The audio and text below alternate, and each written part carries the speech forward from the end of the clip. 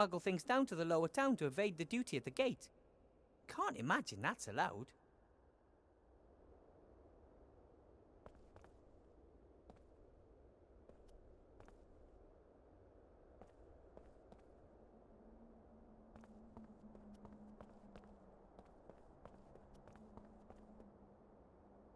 Presumably the names of all the inhabitants of the lower town are written on slips of paper and one of them drawn. I would imagine the council leader herself will draw the winner. She wants to show people that she can bring a better life.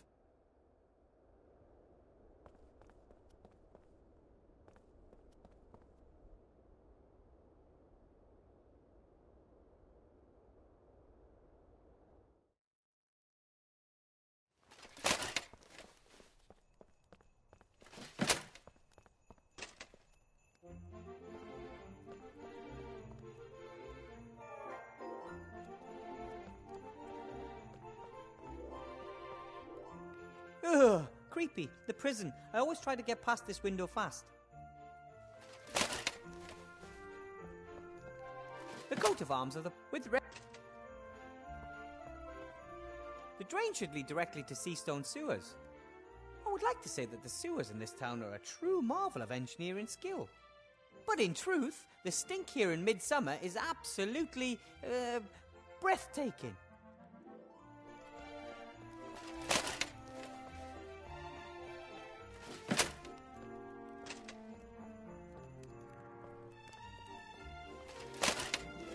The latest edition of the Sea Cup. We are... Hello, Mr. Shieldhand.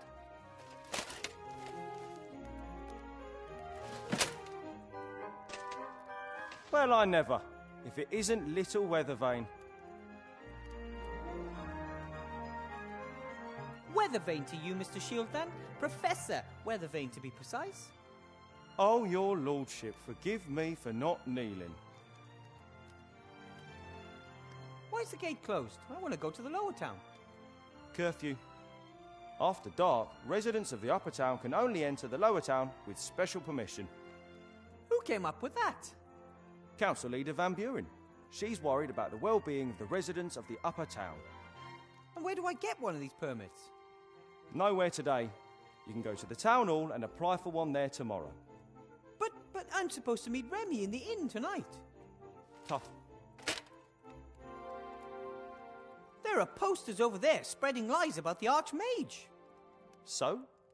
Those are lies. Anyone could read them. A couple might even believe them. Nah, what can you do? You could remove them. I would do it myself, but I don't have any water or a spatula, and it's your job. All right then. Tomorrow. I've got way too much to do now.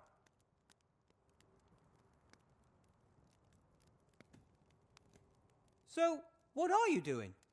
I'm guarding the town. I'm the town guard. Ah.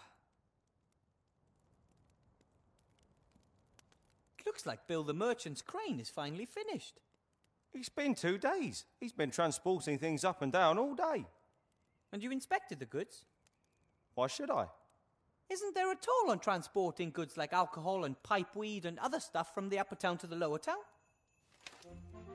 There are real crimes going on in this town.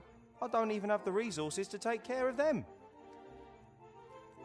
I see you're still the captain of the town guard. It's captain and it's only member. Why aren't there more guards? Surely it's impossible for you to keep the peace all by yourself. The council leader of the merchants doesn't see it that way. She handpicked me for this post. Nothing is more important than loyalty, she said. How are things in the lower town?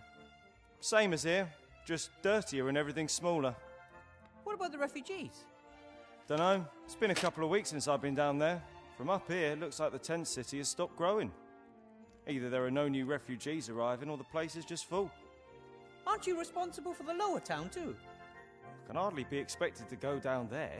The place is crawling with criminals. But... Anyway, the anarchists have erected barricades. Even if I wanted to, I couldn't get into the tent city.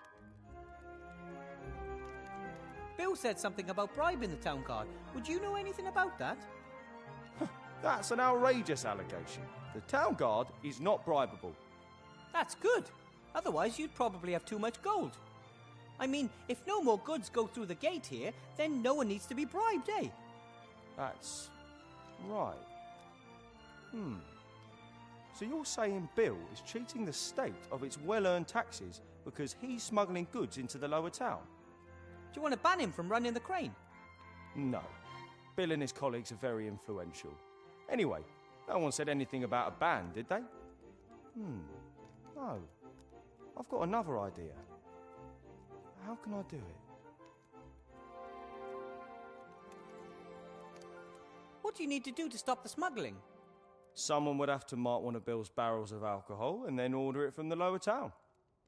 If the said marked barrel turns up there tonight without the tax having been paid, then we have our evidence. You can be really clever, Mr. Shieldhand. The only problem is, I can't leave this place. I have to guard the town, you see. But you can fulfill your civic duty and help the town guard. Civic duty? You want me to do your job? Not for nothing, of course. What do you want in return? I would like unrestricted access to the lower town. For a minute, I thought you wanted a pony or something similarly useless. What makes you say that?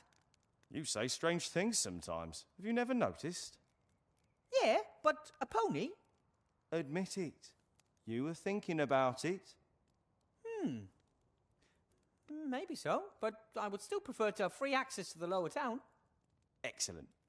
You help me convict Bill, and I give you the key to the gate. Yeah, deal.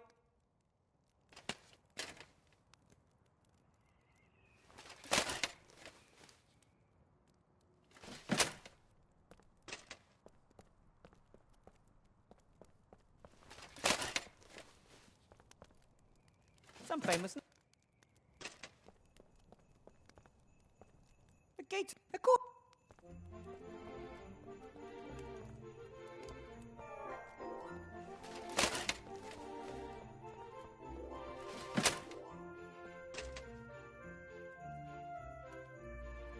Almost there. In the... Cease that...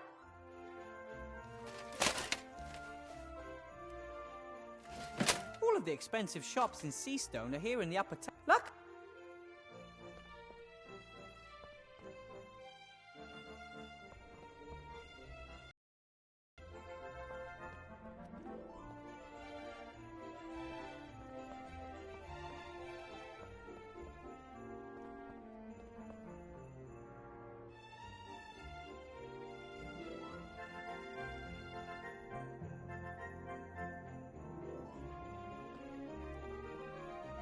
Hello, Bill.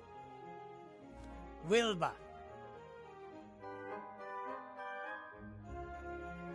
If your crane can reach all the way to the lower town, then you could lower me down there, right? Certainly. I'm pretty sure there's going to be a snag here. No snag. You pay me 3 gold pieces and I'll lower you down. A very simple deal. I don't have that much. Pull the other one. Couldn't you maybe just lower me down? Pretty please? I thought as much. When you're smuggling goods, aren't you worried that Mr. Shieldhand might get wise to you? Anton, he's not exactly the brightest light in the firmament. After all, he is the captain of the guard. He can't tell his elbow from his arse. Van Buren will cut him off as soon as she's won the election. You don't want stupid yes-men around when you're the leader. You want clever yes-men. The stupid ones don't know how to keep quiet. Why are you telling me all this stuff?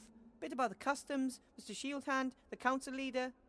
You're one of us. You live in the upper town. You're a professor at the magic school. Hey, tell me, you must have really bled the Archmage on that one, right? I mean, as the only available qualified mage. You probably get your weight in gold every month as compensation. Well, I get an apple, and I don't really like to talk about it much. I understand. In the end, the others want their piece of the cake too.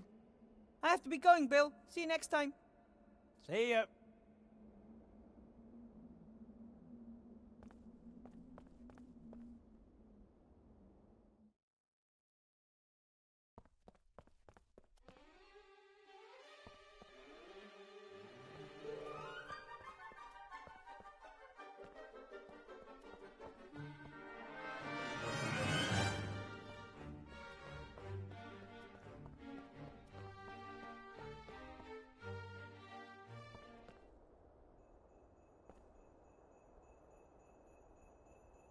The delivery bill is...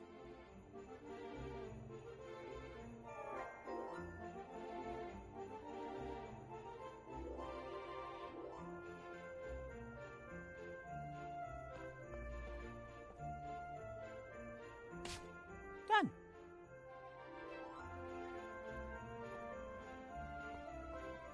Bill uses the crate. It's a... The gates are the... If the... He seems to be pretty busy. What can I do for you? What can you tell me about golems? Golems are powerful magical beings. They are made of clay or stone, have unbelievable strength, and can work non-stop. Are they living beings or machines? They are tools for mages. They do heavy physical work for them. The mage inserts a piece of paper with commands written on it in its mouth, and the golem carries out these commands. Where can I get a golem? Or do I have to build one myself? Golems are very rare and expensive, but their construction isn't difficult in principle. In principle? The body of a golem is a kind of statue of stone, clay, or other inorganic materials. In order to bring the lifeless statue to life, a spell written in magic ink must be placed in its mouth. And nobody knows this formula. That is not correct. I know the spell. But how? Master Alistair! He must have sensed that I'd need a golem to help me. The body should be easy enough to build, and you know the spell, so what's the problem? The spell must be written in magic ink. Some of the ingredients are very rare. Piffle, I'm good at finding rare things.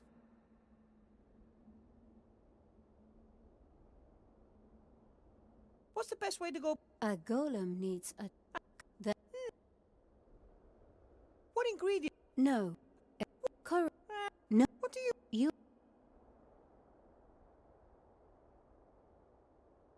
Am I... And...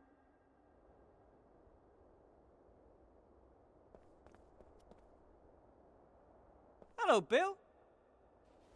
Wilbur. You're pretty good at numbers and measurements. I'd say. Can you tell me how much 12-teen is? 12-teen is a forgotten number between 12 and 13. In the past, people counted more precisely, so there were a few extra numbers. Thor and 12-teen, for example. But I have to add exactly 12-teen drops of dragon sweat to a potion. Oh, exactly 12-teen. Well, that's something else completely. That's what mages always write if they don't really know themselves exactly how much of something they need. They don't want to admit it, and it sounds cleverer if they say exactly 12-teen rather than it doesn't really matter.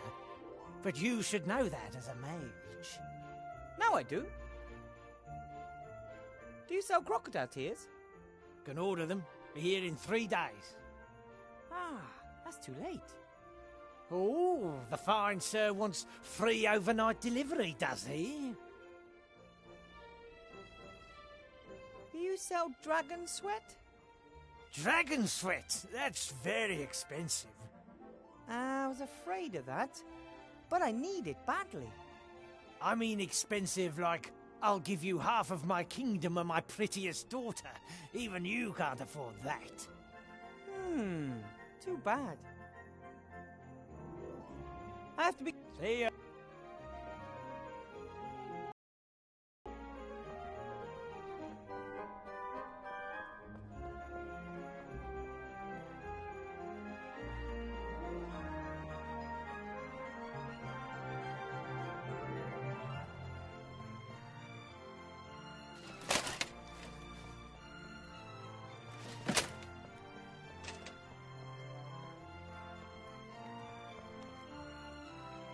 Mr. Shieldhand?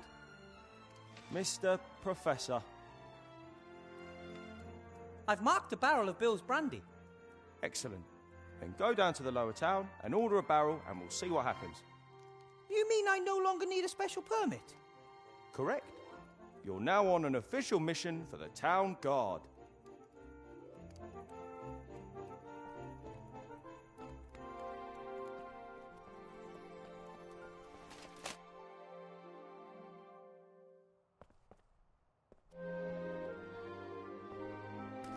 Bill also built the outhouse. Remy says he's rented this entire strip along the town wall. Maybe he couldn't bear the thought of leaving his stand unattended for a few minutes a day.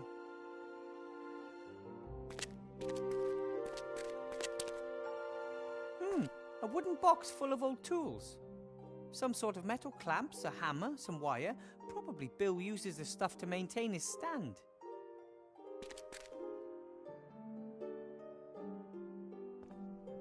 So this is where the crane comes down. And up there's Bill sitting on his crates.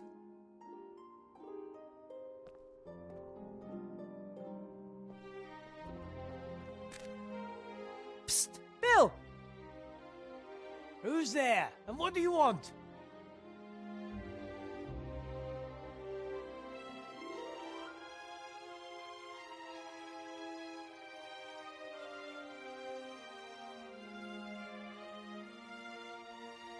It's me, Wilbur. Wilbur? Come up here if you want something. But I want, that is, I'd like... forget it. Bother! I was too nervous.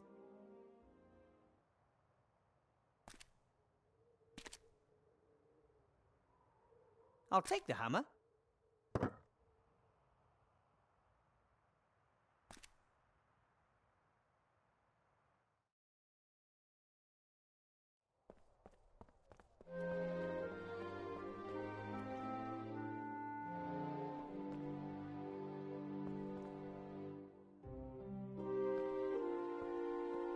The houses in Seastone are pretty cramped together. And down there somewhere there's a city made of tents and boards. The Archmage is working hard to give people hope after the devastation of the war.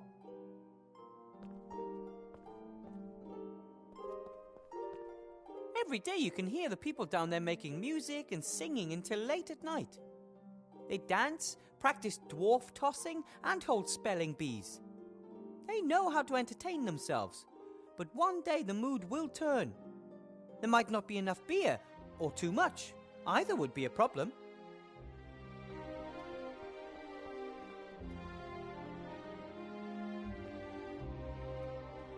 Usually citizens and visitors to the inn warm up by the fireplace on cold nights. Paper, wood, everything's here, except for someone looking to warm up.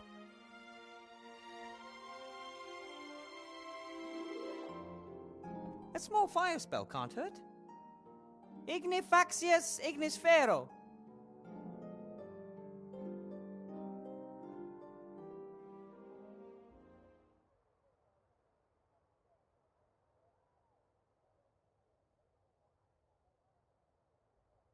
The fire is warm and bright, a welcome respite on a cold night. Someone has put a bucket of water next to the fire pit. Security isn't normally a priority in Seastone. But with all these wooden houses, I'm glad to see an exception. The first and most impressive barricade I've ever seen.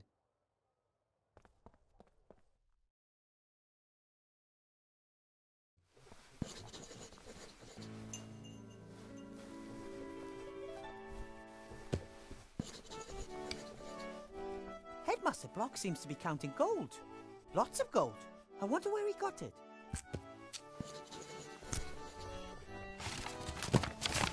forgot their jacket, or left it hanging there while they take a nap upstairs. That would be risky. The crime rate in this town is at an all-time high.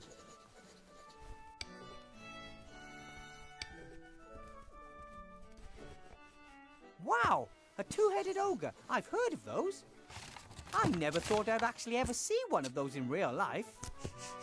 Or smell it.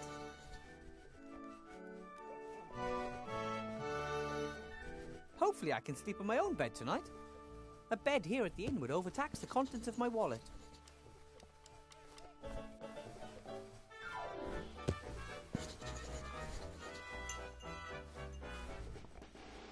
Hello! Little mini-man. But Blout, that's a guest. Welcome, noble sir. How can we help you?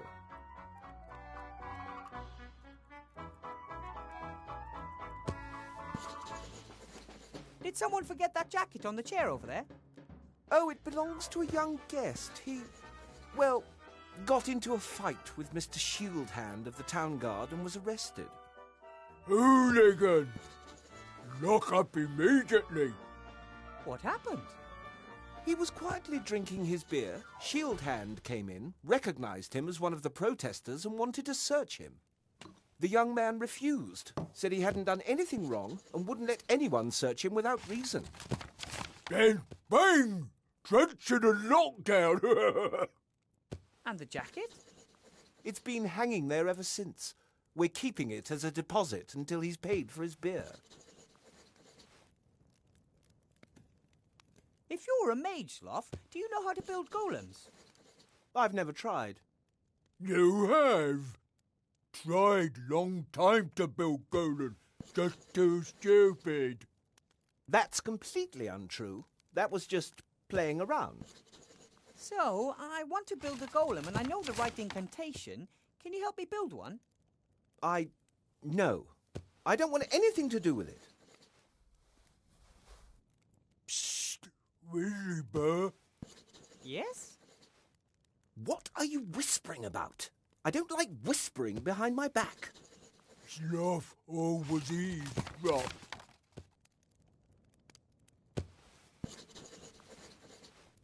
You're a two-headed ogre, right? Well, I am an ogre. And me too. So, you two are ogres. My name is Sloth, mage, philosopher, scholar. And bag of wind. That is Blout, my brother. He is... Me, Basher. Me, best things up. Do you own the inn? I bought it. Blout is just my employee. Blout bought too. Yes, but then you lost your half at poker. Now it all belongs to me. Blout not give you his half. Blout best laugh if he tried to take away.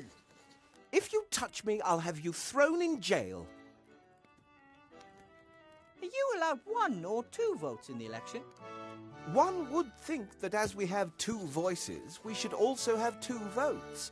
Unfortunately, the town council sees things differently.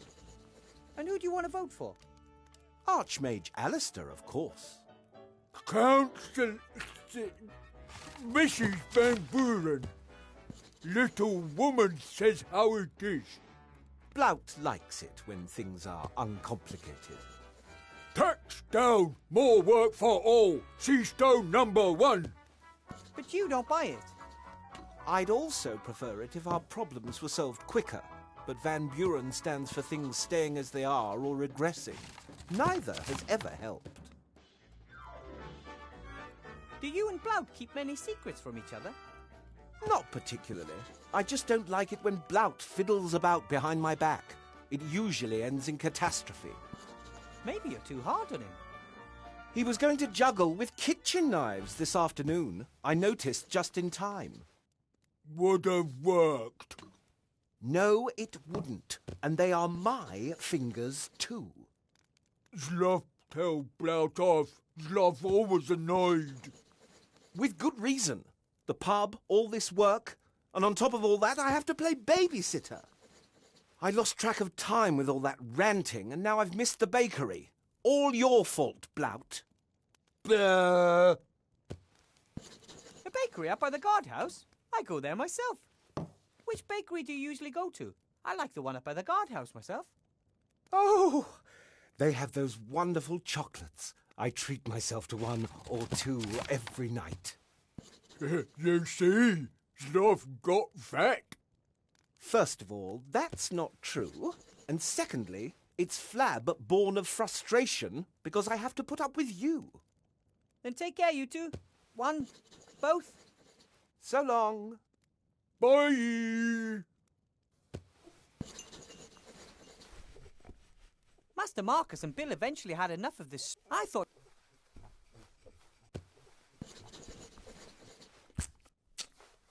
Hello, Headmaster Block.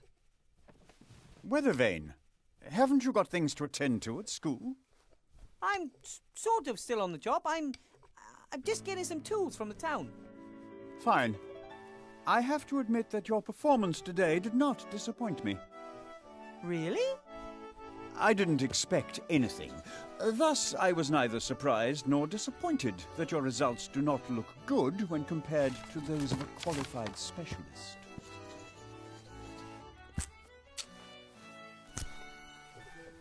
What are you doing there, if I might ask? Surely you can't earn that much gold as a school headmaster, right? Of course not. The gold is for the council leader's election campaign. I'm her party treasurer. Some people want the council leader to win the election very badly. Of course. They see their donation as an investment in the future, and they know how to make a difference.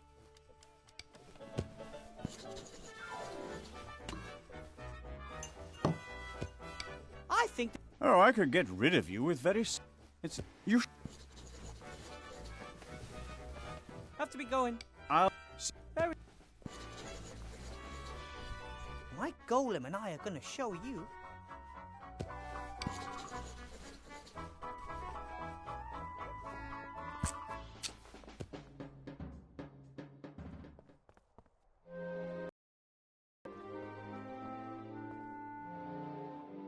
This looks like a hatch.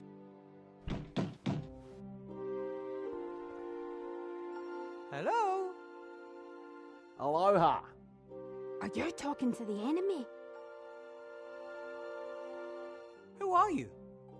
My name is... Shh! If you tell an agent of the government our real names, you'll endanger the entire organization. What do you want to call us? My name is John. No, Paul. Next to me is, J-Stop. Your name is Paul? But you're a woman. Gender is just one of the fictions indoctrinated by the patriarchal society. Oh, really? I didn't know that. What are you protesting about then?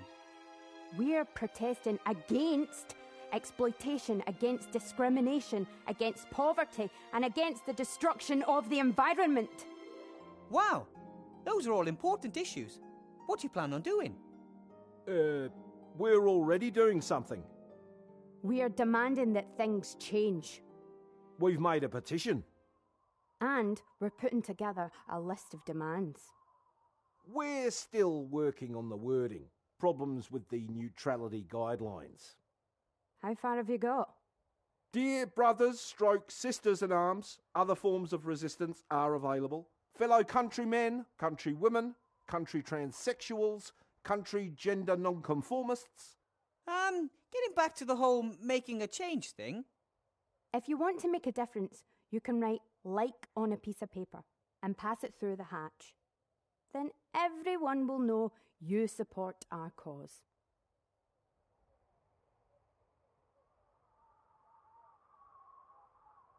Maybe I can pass on some of your demands to the Archmage and we can see what can be done. We demand that no one in Avantasia should ever be poorer than average. Isn't that mathematically impossible? Not at all. If every resident got exactly the same amount of gold, then no one is poorer than the average. But if everyone gets the same amount of gold without having to do anything for it, Why would anyone bother to earn the gold in the first place? Only someone who belongs to the rich elite could ask something like that.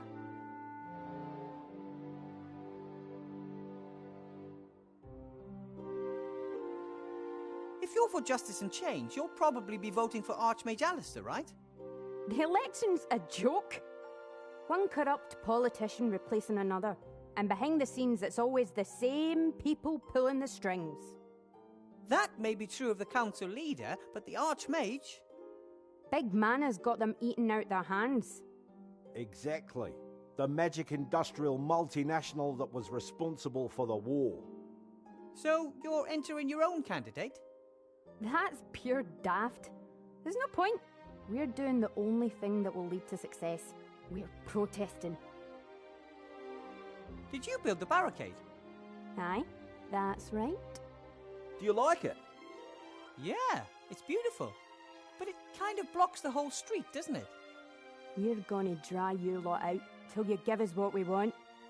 But the upper town is supplied by airships. We won't move an inch until you stand starving and freezing before us. But we've got plenty of food. And if my rabbit sheep didn't always take my bed, I wouldn't freeze either. I told you it doesn't work like that. We're protesting here, and there's nothing you can do about it. Everything all right in the lower town? Couldn't be better. The fire of protest is stoking up hell. People are being drawn closer together by a common noble goal. And because of a lack of space. Wheesht! Why did you set up the barricade here and not at the gate? That would have given you loads of extra space.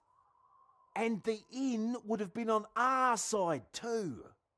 Our barricade is more visible this way. The elite should quake at the sight of our resolve. I don't think they're doing that. You're clearly trying to drive a wedge between us, agent. See? The fat cats are trying to sabotage us. They're afraid.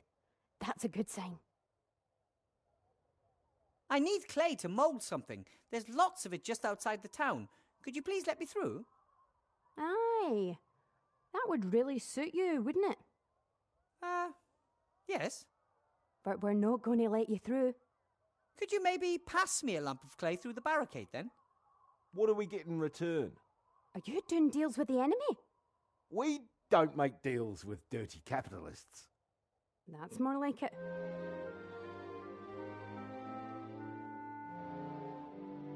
I don't want the clay for myself. I want to use it to support your cause. How's that?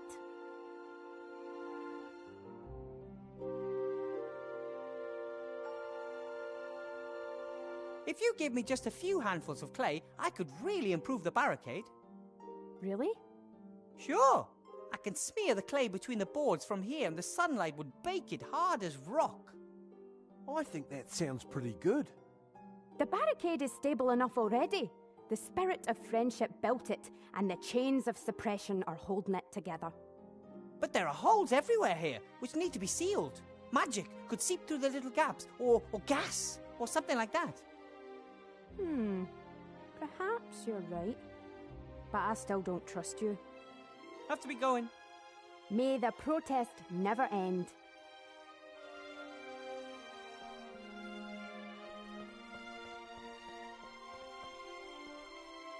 The inn used master.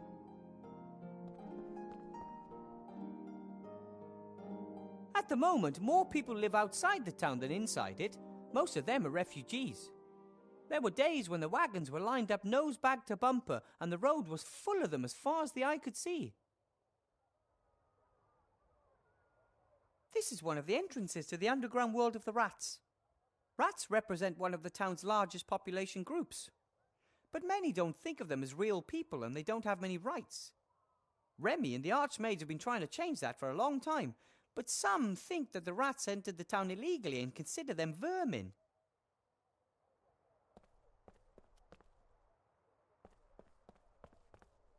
Seastone has grown quite organically over the centuries. There are doors behind which there are only walls, staircases that lead to nowhere. Maybe a house was supposed to go here, but the builder changed his mind.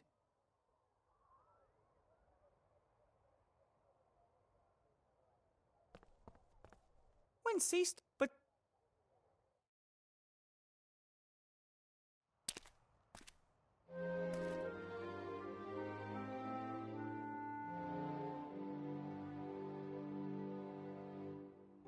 Bill's door.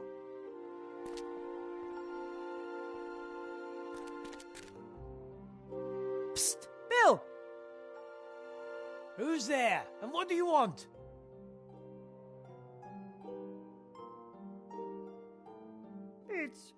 It's me, Mr. Shieldhand. I want to talk to you about my bribe. Or lack of, to be precise. Why do you call yourself Mr. Shieldhand? Because I am... Anton. Anton Shieldhand is my name. And I want a bribe. Petey, is that you? It's bloody dark down there. Yes, it's me, Petey. Why are you putting on a funny voice all of a sudden? You really are a crazy dog. So what can I do for my favourite errand boy? I need a barrel of brandy for the inn. No problem. What's the password?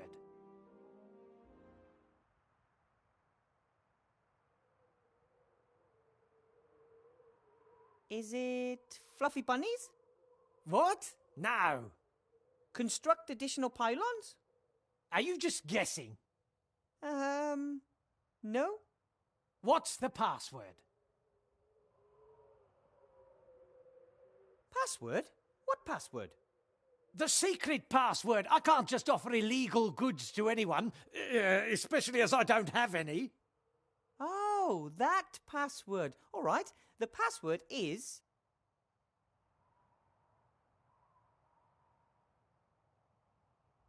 What about you? Do you even know the password? Of course, but that's hardly the point. Should I buy my illegal goods from just anyone? All right then, the password is marmalade. The password is marmalade. No, it's not. I just wanted to wind you up. Well, what's the real password?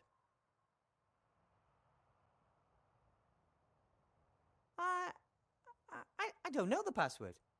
Why not? Aren't you Petey? Step into the light. Yes, I am, but I forgot the password. Ha! That's just like you. Ask in the inn. The owner knows it. Fine.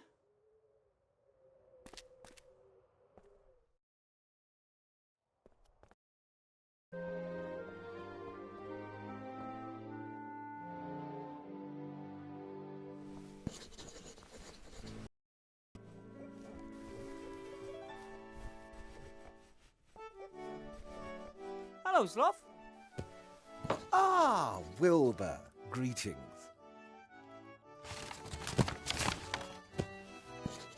I have heard that you buy your alcohol from Bill. We don't have much choice. He's the only trader who'll sell us alcohol. Expensive. You're right there. The prices are unashamedly high.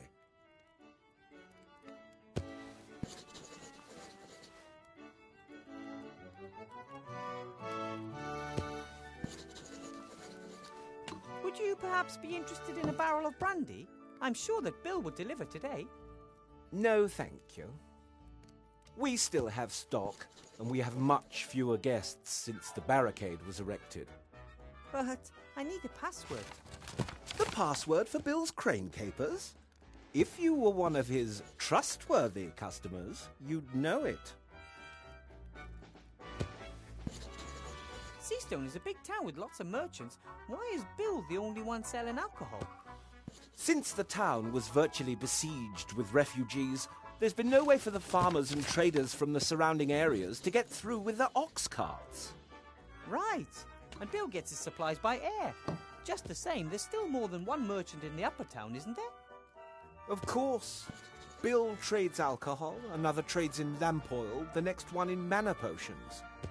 That way they avoid competition and set any price they want.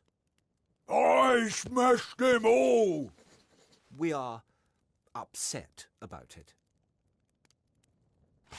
how about we try and bring down Bill and his exorbitant prices?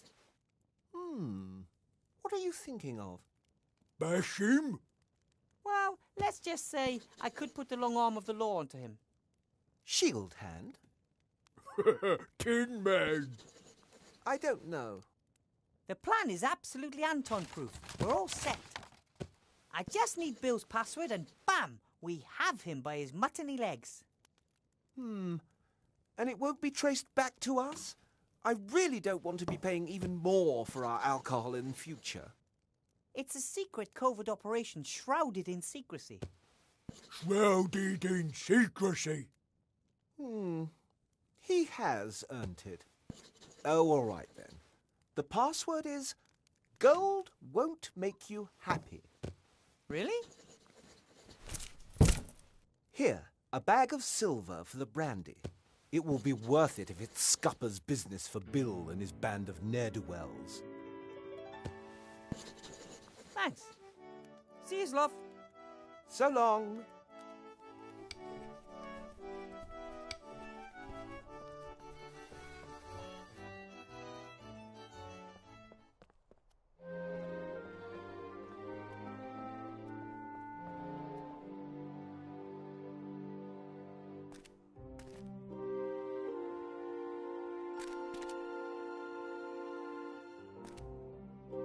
Psst! Bill! So, Petey, what's the password? Gold can't buy happiness. As long as it's jangling in someone else's purse. Absolutely right. So, you wanted a barrel of brandy. Right. That'll be a small bag of silver.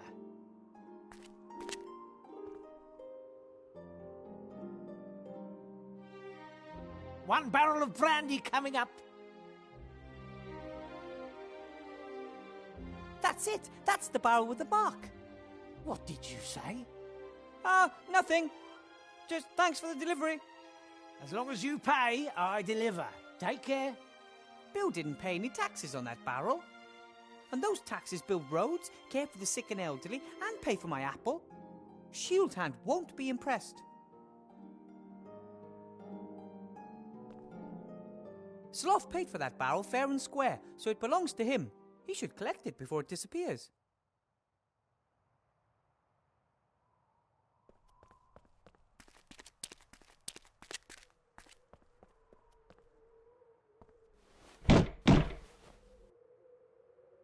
And? Bill has delivered the marked barrel. And has therefore cheated me. Just you wait. I'm going to get the bribe money I'm due and then some. Hey! Hello? What about my exemption? Hey, Mr. Shield Hand, we had a deal.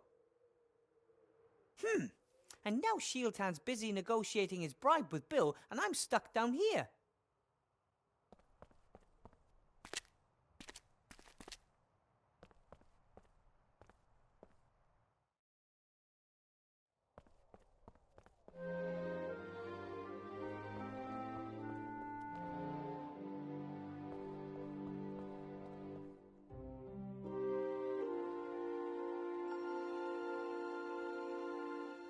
It's done well.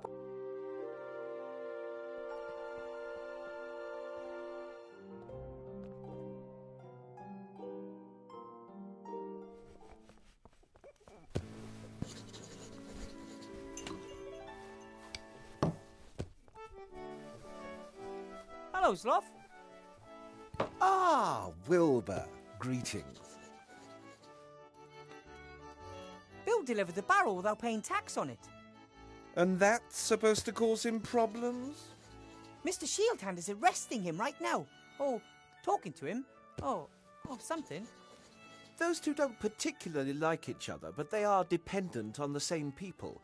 They wouldn't, Blout. Bash each other? No. Bite the hand that feeds. Right. Ah, if only I was there. Then I could make sure they played by the rules. See you, love. So long. Hello, Blout.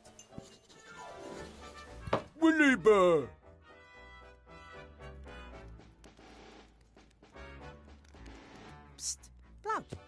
What did you want to tell me? I won't say. You're whispering again. If we talk now, does Sloth hear us? Oh, just stop whispering behind my back, all right? Okay, sorry. Want non-alcoholic drink as apology? Oh, no. You might have tricked me with alcohol once, but never again. So Blood got you plastered? Sloth get exhausted from itsy-bitsy symbol of alcohol. Sloth like little girl with pigtails. I have alcohol intolerance, or perhaps an allergy.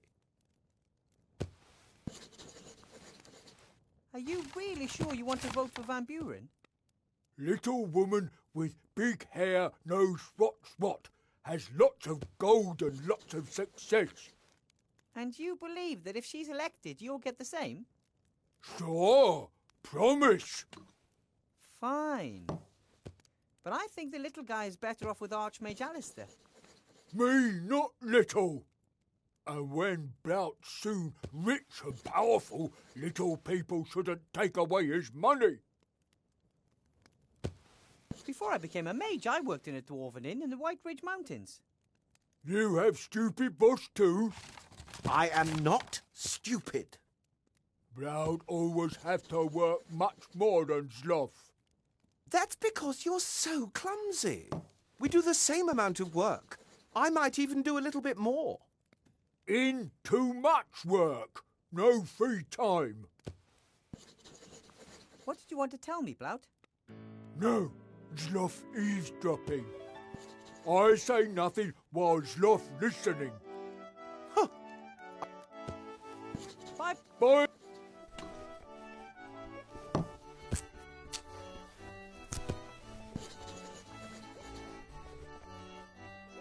The jacket belongs... No one noticed.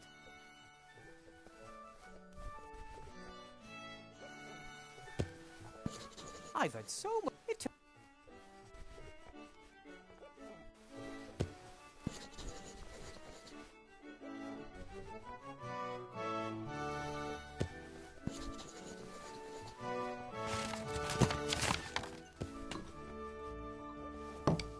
Remy looks tired. I think the election campaign and the current situation in the town are really taking their toll on him. Hello, Remy. If it isn't the Magic School's new star professor. How was your first day, Wilbur?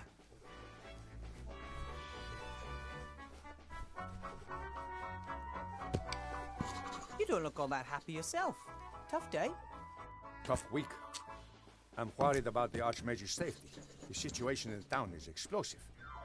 He was heckled on the street while checking up on the field hospital down there.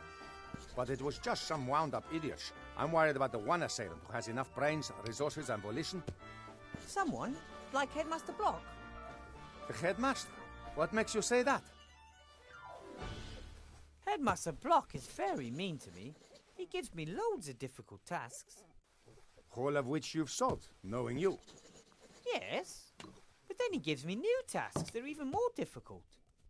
And even if I worked through the night, I still couldn't finish them all. No one could. Interesting and curious.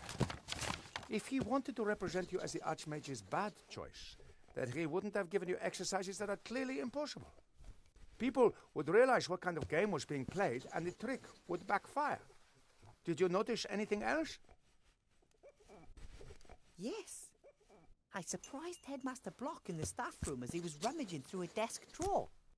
But he was startled when I spoke to him, like I caught him doing something. He didn't want you to see him fiddling around in his own desk drawer. Interesting, isn't it? At first there was the unsolvable exercises, and now the desk drawer. Something's not right. That's what I think too. The council leader was standing up by the new lottery drum, dictating tomorrow's edition of the Lookout to a reporter. Yes, she has the Lookout under her thumb. She's a horrible piece of work. Ambitious, stubborn, and unscrupulous. A dangerous combination. Comes from a humble background, but got her feet under old Van Buren's table. Tried to persuade him to do all sorts of new business deals and start a career in politics. Many say he died so young because he finally wanted to be left in peace. How did she end up as the Archmage's most promising challenger? The Archmage doesn't want the most important posts in government to go automatically to the richest citizens anymore, but rather to the most competent people, chosen by the people. And of course the nobility and the merchants don't like that one bit. They were seething when they found out about it, but there was nothing they could do to start with. The Archmage was too popular, untouchable. But then along came Sybil Van Buren, and she had a plan. The election was to be approved and set for 1 year's time. 1 year in which she put up obstacles in the Archmage's way and sabotaged his politics in any way she could. Her only aim was to make him look bad. By the gods, how I'd load it if she succeeded. But we will win the election, right? The Archmage, I mean. Van Buren has used all her resources. They're powerful, rich friends with important posts at the Seastone Lookout. It's the only newspaper left in town. Simple slogans, simple solutions, patriotism and resentment. She tells the people what they want to hear. And yet, the Archmage will win the election. Every vote for the council leader and her cronies is a vote too many. But stupidity amongst the voters has not prevailed yet. Why doesn't the Archmage defend himself more aggressively against the council leader? Why doesn't he just tell everyone about her scheming? He wants as many people as possible to take part in solving our problems. He doesn't want there to be two sides at each other's throats. But I don't know if it will work. People are starting to accept the conditions. They blame everyone and everything, and they don't even try to change anything anymore. I asked the Archmage about it. You know what he said? He's comfortable having things stay as they are. That's why many favor it. Progress requires effort. What kind of world would it be if there was glaring injustice and everyone put up with it just because change takes too much effort? But hey, I'm just a rat. What do I know? So what do we do now? Keep an eye on Headmaster Block and see what happens? So near the elections. A supporter of the council leader behaving suspiciously in the vicinity of the Archmage. No, too risky. We can't wait. So you're going to have a look for yourself? Phew, I'd like to, but perhaps that's precisely their plan. An officially unofficial employee of the Archmage sniffing about in the office of one of his political opponents. Wouldn't be good if word got out. A first-rate scandal. But what about a teacher looking for a form in the staff room? A teacher who is in the school because the headmaster has given him tasks to be done. Normally I would try to discourage you, but the Archmage is visiting the school tomorrow. If his opponents are planning something, we have to expose them tonight. I'll do it. I'll have a look around and get back to you if I discover anything. All right, but be careful, Wilbur. Archmage Alistair gave me a magic slate. That's just like him. He likes magical playthings. That's not all. The slate advised me to build a golem to help me with my work. A golem? They're very strong, so it could help me with a lot of my work. Yes, but I was thinking of something else. Think about it. We agree the Archmage is the most powerful living wizard. Of course. No one could touch a hair on his head with a magical attack. But brute force, a stone to the head, a knife in the ribs. That could be a possibility. But now imagine that he had a bodyguard, a big chap, hard as stone.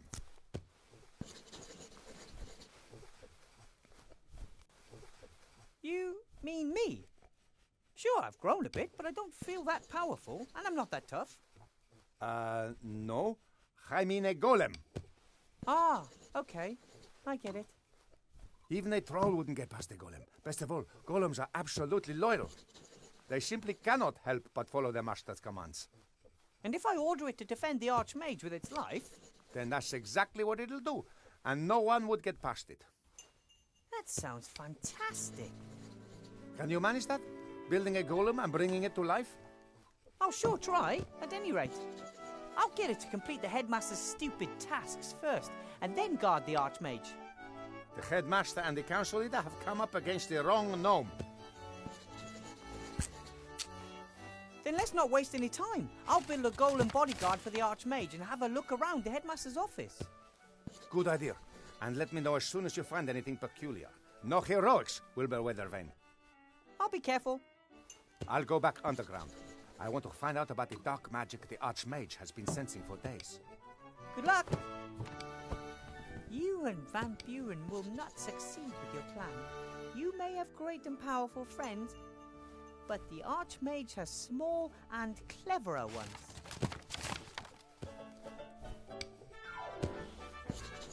Remy left his class. There's a mark. It says 2CL beside it. For most people, that's just a little sip. But for a rat, that's a fair amount of booze, I guess.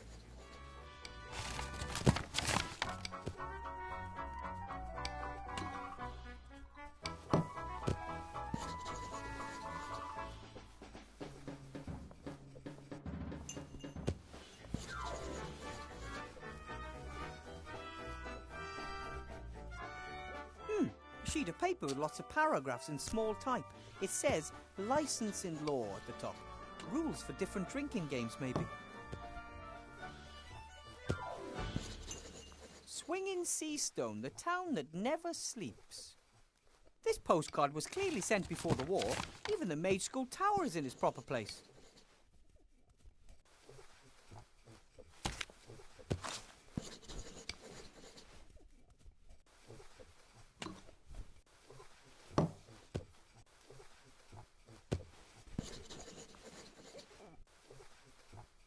I can't enter the upper town, the gate's locked.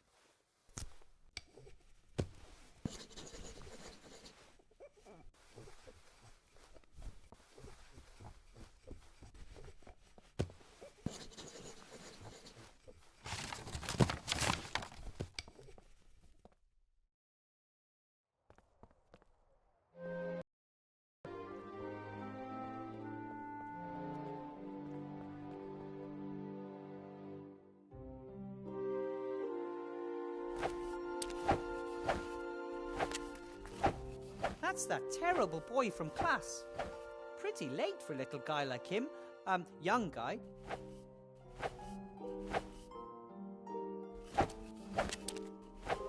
Hey!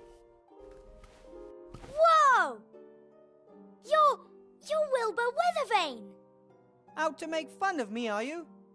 You're probably upset after I proved that I know more about magic than you thought at school this morning. What?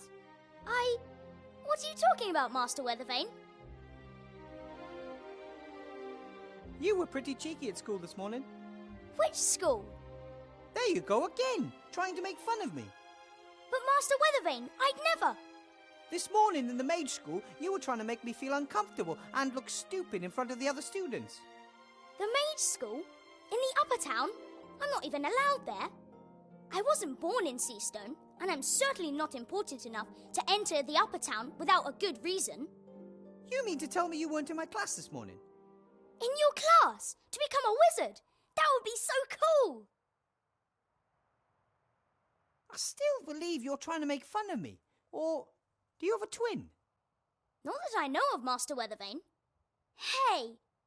Perhaps someone was controlling my thoughts without me realizing. Now I'm sure you're trying to make fun of me. No, it is possible. Not all of the sorcerers, necromancers, and lawyers in the Shadow Army were captured, right? You look like you're training for an important battle. No. I'm reenacting your battle.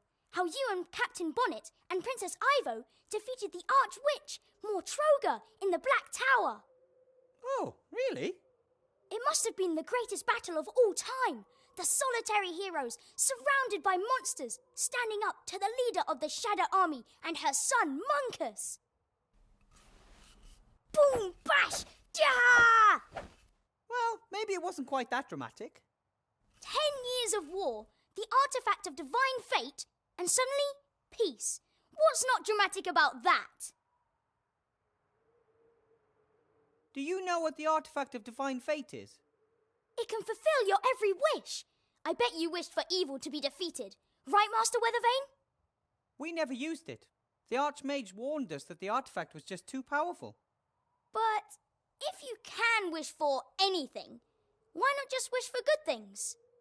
Archmage Alistair doesn't believe the world works that way, and I trust him.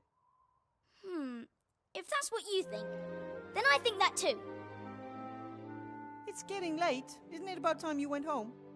I'll wait until all the guests have left the tavern. Sometimes Sloth and Blout give me a room, if no one is renting it. You don't have a real home? I've got lots of homes. Sometimes I sleep down in the tent city, and sometimes Widow Twanky lets me sleep on the bench in front of her fire. But if I can sleep in a real bed in the pub, then of course I'd prefer that. I have a small room in the school. If you can't find a bed in the guest house, you're welcome to sleep at my place. My rabbit sheep won't be able to defend his bed in his usual manner, and I can sleep on the floor. That would be... wow! But the school's in the upper town. I'm not allowed to go there. Ah, silly rules. Maybe you'll win the lottery. Which lottery? There's a lottery tomorrow. The winner gets to live in the upper town. That would be fantastic! Maybe you'll get lucky. Everyone has an equal chance. I'm sure to win. And if not today, then perhaps next time. It was good to see you again, or met you for the first time. There's no way I would have forgotten if I'd met you before, Master Weathervane.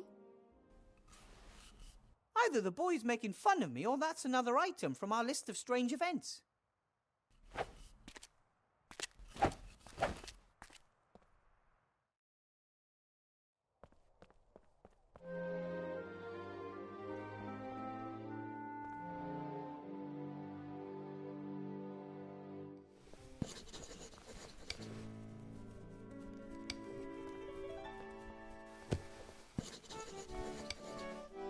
That's the reporter who let the council leader dictate tomorrow's news to him. If I've ever seen a frustrated man, Fox, then it's him. Excuse me? Ah, Weathervane, right? You know me? The leader of the council asked me to have a snoop around in your past. Find some dirty laundry. Nothing! My Mage's cape is still brand new. I got it when I became a professor. Do you like it? Very fetching. Why are you disturbing my quiet drink? I have a couple of questions. A couple? I saw you up there, at the lottery drum. Council leader Van Buren was there too. Not one of my greatest moments. Letting a politician tell me what I should write about her. So why do it then? You can't drink integrity. Anyway, it's fantastic being able to influence so many people's opinions. What I write becomes a big issue of the day, you know?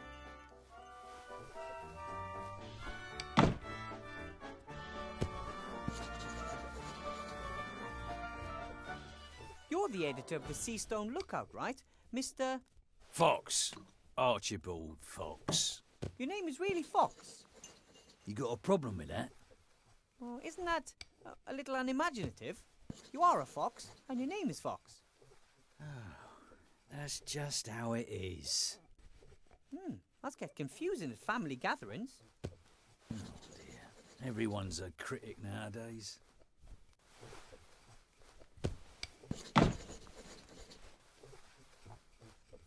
I get the feeling you're not very happy. Really? Why shouldn't I be? I've always got enough liquor in my belly, and I've never earned as much gold as I have this past year. I spent it on women, alcohol, and fast horses. I just frittered the rest away. I simply must be happy.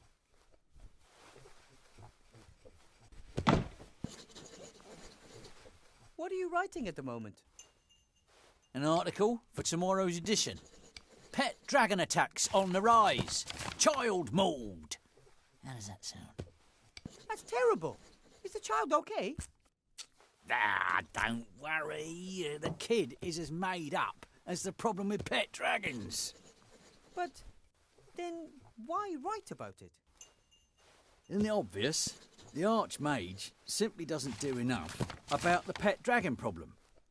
But I thought that there wasn't one. The leader of the council has now picked up the issue and has finally enacted a law strictly regulating the keeping of pet dragons. Everyone wins. My newspaper, because it reported on this urgent problem first. The leader of the council, because she acted quickly and decisively. And the citizens, because they don't have to worry about pet dragons anymore.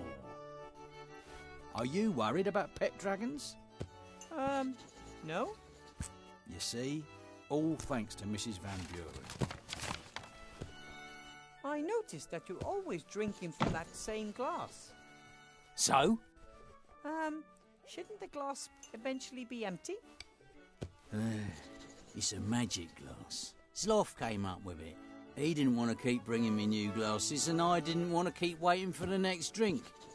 So he magically connected the glass with one of the barrels behind the bar. A win-win situation. I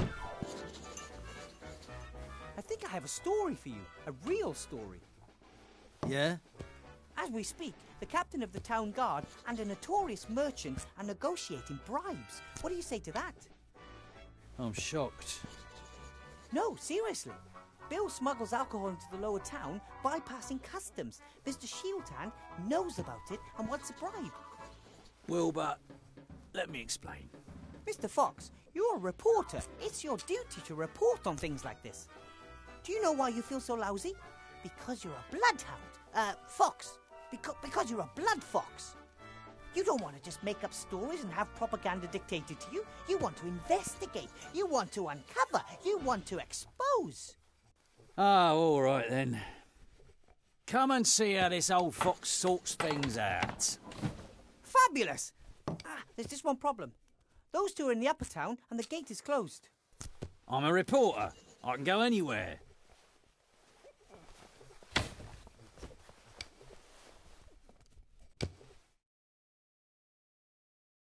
That's nonsense. Gold piece for every barrel. I'd only be making 6 gold pieces profit on 3 gold pieces outlay.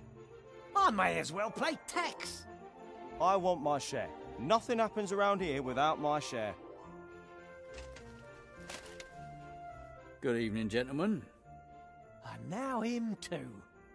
What's that I hear? Exorbitant prices being charged for alcohol, and this alcohol is being smuggled past customs into the lower town?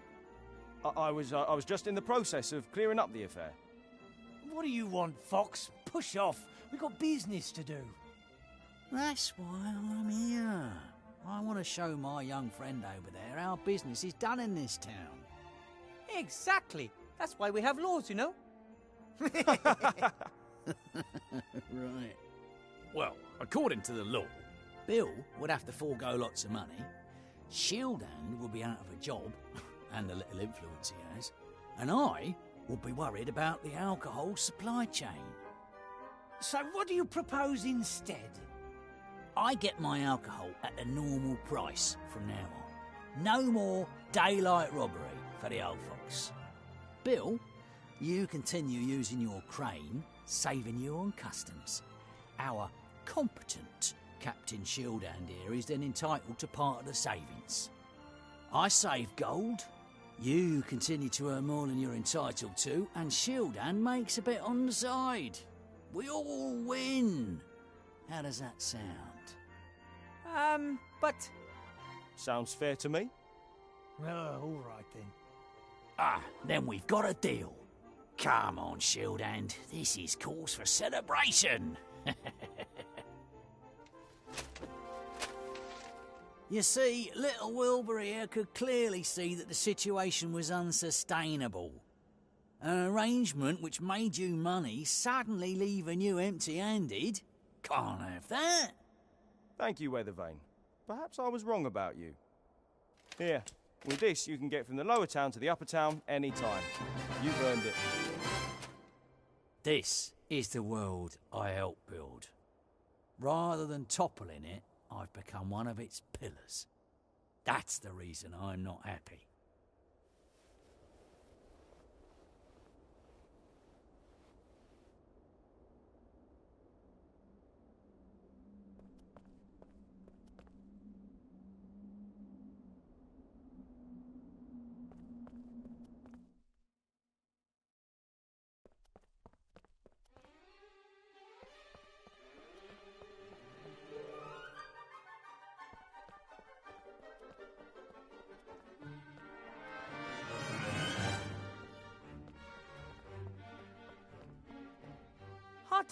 And that's... The troll just downed tools and called it a day. I should bring that up at the next staff meeting. Ew, no wonder the...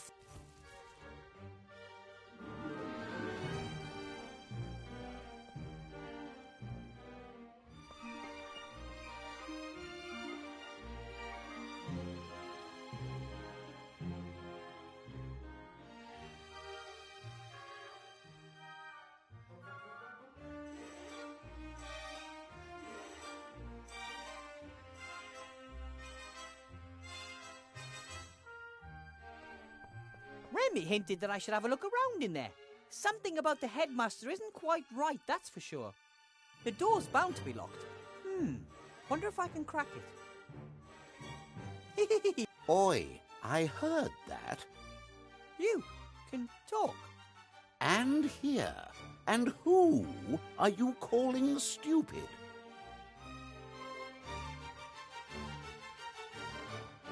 Oh, I'm sorry. I teach at this school and I'd like to get into the staff room. What is the code? I'm starting to get the feeling that someone's deliberately putting obstacles in my way. It's called life. No, I mean that quite literally, it's like there's someone out there, somewhere, who has nothing better to do than think up one problem after another for me to solve. There's no other explanation. You can hear and speak. Certainly. Why? I mean, why must everything be alive? How could I hear the access code if I didn't have any ears? And how could I tell you the code is wrong if I didn't have a mouth? You have a point.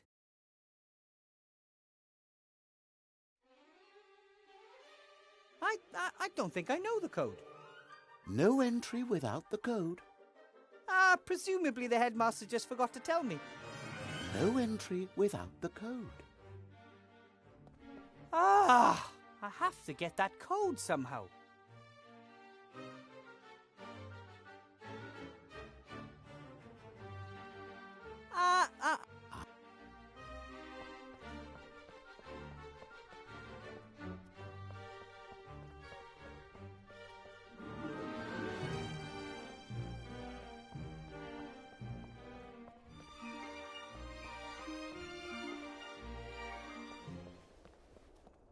It looks like Bill's delivery's finally arrived.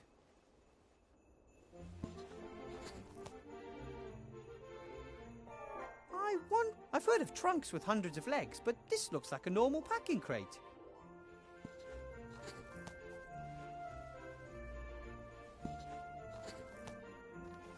Oi, what are you doing? This crate is moving. That's all right. That's... Stop him! Stop! Stay put! Outrageous! Just you wait. You're gonna have to wait a hell of a long time for your gold. What was that? Absolute bonkers.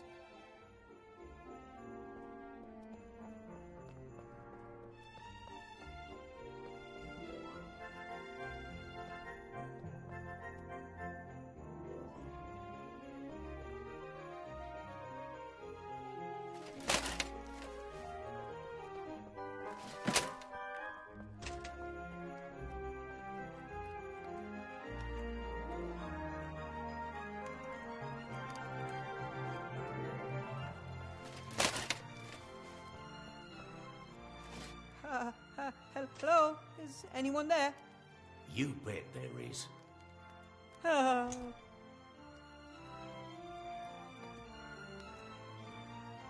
are you locked up? They want me out of the way. I know too much. But they don't just lock people up for being intelligent. They do if you know the wrong things. We're being watched. By whom? They are watching us. Who are they? The wizards? Them, the ones watching us. They're out there. My name is Wilbur Weathervane. Who are you? Wilbur Weathervane? Good alias.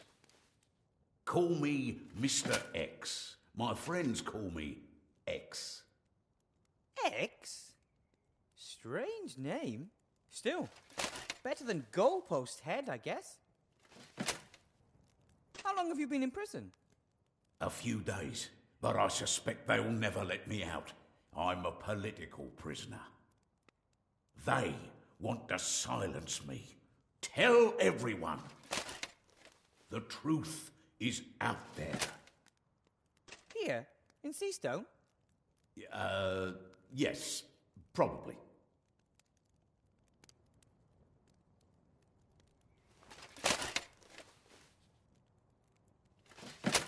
Do you really think you'll be in there long?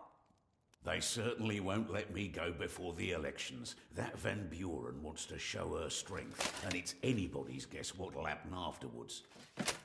Either way, I'm not going to wait until some court passes judgment on me. I'll escape as soon as I have the chance. Sloth, the inn's landlord, said you were arrested because you didn't want to let Mr. Shieldhand search you. And why should I? I haven't done anything wrong. He knew I was one of the protesters. He just wanted an excuse to lock me up. Well then, I have to be going. Take care of yourself, brother.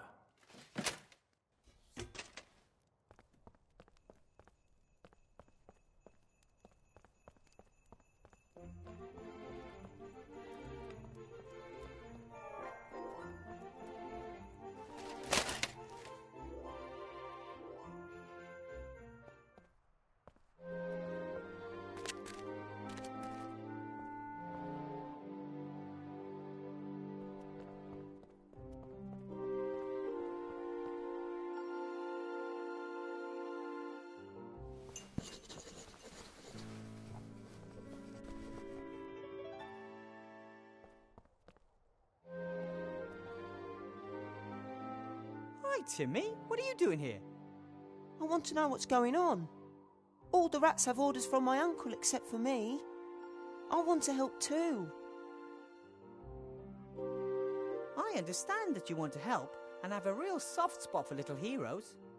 But you're not the strongest and your health isn't best. The Archmage staying in power is much more important for the small and the weak than anyone else. We would be the first to suffer under the council leader if she won. You could be right there. I'm trying to build a golem and I have to get into the staff room somehow. I could find a way into the staff room. There are lots of secret tunnels and passages under the town. One of them is sure to lead there.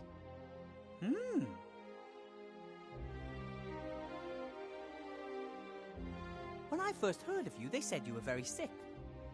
I was often ill during the war, and hungry. We never had enough to eat until you came and helped us. Of course. Seemed like the thing to do. Not for everyone. Some people treat us like vermin. Some people don't like it that Uncle Remy works for the Archmage and gets paid for it. But he doesn't even keep the gold for himself. He shares it between the whole family. And it's a big family. About the staff room? Yes? I need to get in there.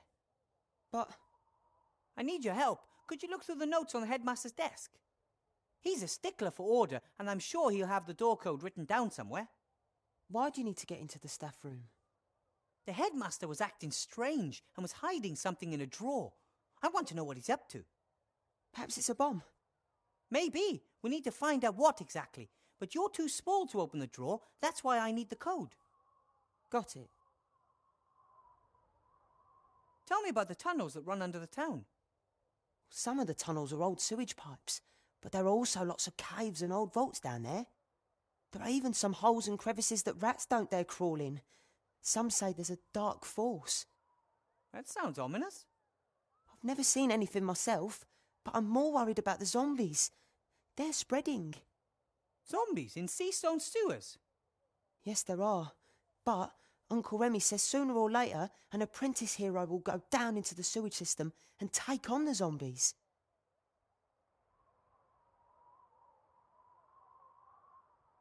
I spoke to your uncle today. He looks tired. He works too much. Ethel says that too. He doesn't eat enough and hardly sleeps anymore. He says, I can sleep when we've rebuilt the country. He shouldn't overdo it. He'll be no help if he collapses. That's why we have to help him. He wouldn't have to do everything on his own if you and me pitched in. Okay, you try and get into the staff room, then we'll meet back here, okay? Be careful. I always am.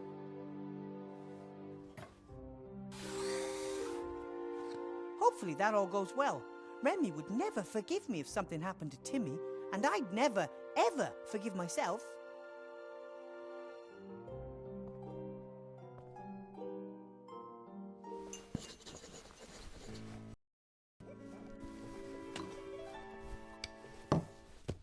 Hello, Blout. Willy Bear! What did you want to tell me, Blout? No, What did you want to tell me, Blout? Bye. Bye! Hello, Sloth. Ah! About... Yes? I'm afraid it didn't quite work. Sorry. I wasn't exactly full of hope.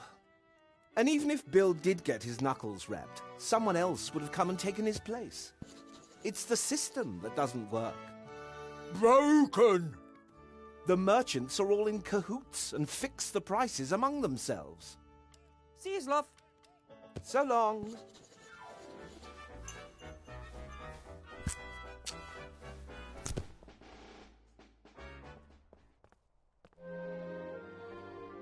You're back. What did you find out? Lots of documents full of lists and numbers. Nothing suspicious. But I did find an entry titled door with 4 numbers underneath. 4, 60, 9, 41. I wrote them down for you. You did great. These numbers are sure to be the code for the door. Thanks for your help. Well, if you need my help again, you know where to find me. Would you like to come with me? Maybe I can use a little partner somewhere. Wow! Yes, please!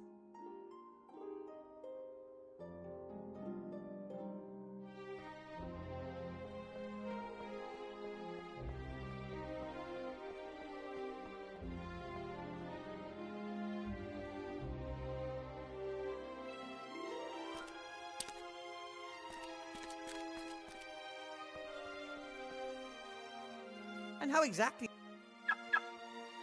Cool.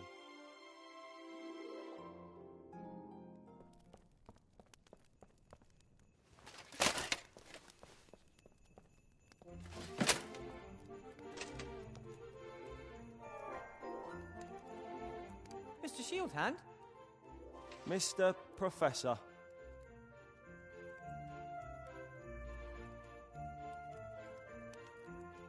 What's the story behind that statue? That's the Black Knight. He serves as an inspiration for young soldiers of the town guard. He's supposed to motivate them to fight bravely to the last drop of blood. Who was he? No one knows. He was mangled when he was found, but he still had the lust for battle in his eyes. Do you think it's okay for you, as a captain of the city guard, to be taking bribes from a smuggler? I don't know what you're talking about. About your deal with Bill? Aha! He pays you not to look while he smuggles his alcohol past customs. According to my information, the honourable traders of this town always pay the customs duty the town is due. But information to the contrary will, of course, be followed up resolutely by the town guard. We advocate stringent investigation in the case of bribery offences. That's always been our motto. Have to be going. Yeah.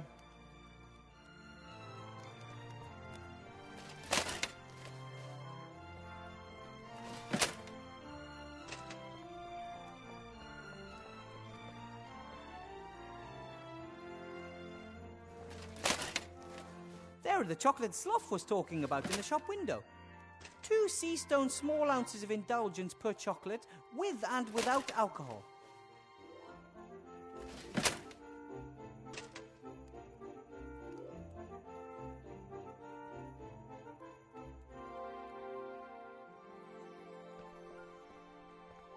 Hey, Hey, Timmy, do you think you could find a way into the bakery through the sewers? Of course I can. And maybe you could borrow chocolate? No, but I could steal one. I don't know. I don't want to incite you into doing something illegal. It's not against the law for rats to steal food. It's expected of us. Really? Have you ever heard of a rat being thrown into jail for food theft? Ah, true. Off you go then. Hopefully it'll work.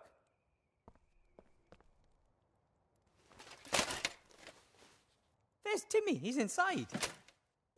Looks like he can only carry one chocolate at a time. A red one. He understood me. He has the red wrapped chocolate and is heading up. What's he up to now?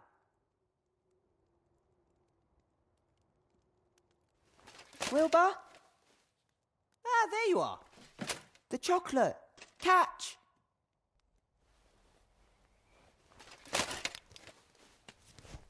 Now it's your turn. No need.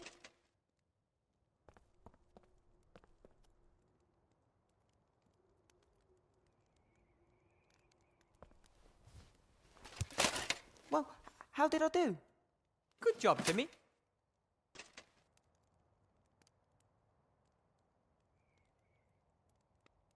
A red wrapped chocolate from the bakery. The drain's blocked.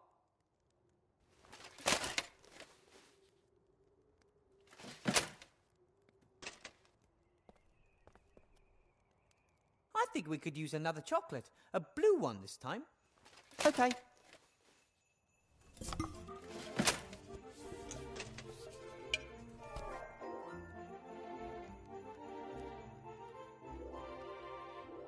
There he goes, up onto the roof.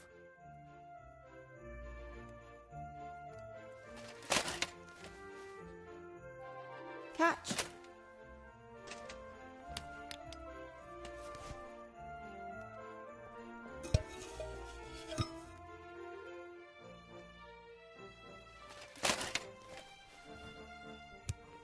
Good work.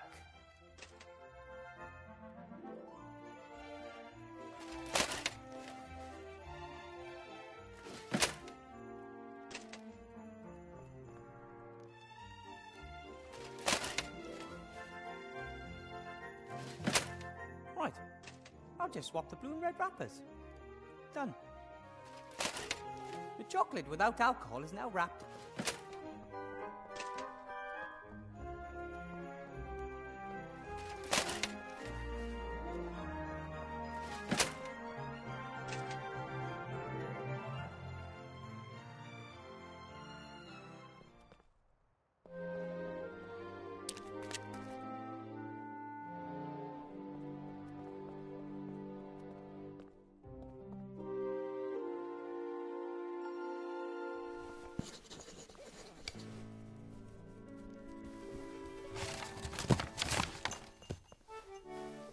Hello, Sloth.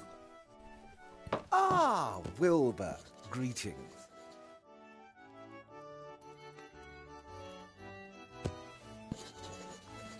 Do you want another one of your favourite alcohol-free chocolates? Oh, of course. Oops. Ooh, ouch. Sloth KO. Very clever plan, Wilbur. What did you want to tell me, Blout? I hope it was worth it. Blout has Golem. Or part of Golem. Your brother's golem? No, other Golem. Blout bought it. Where is the golem? For the parts? Here.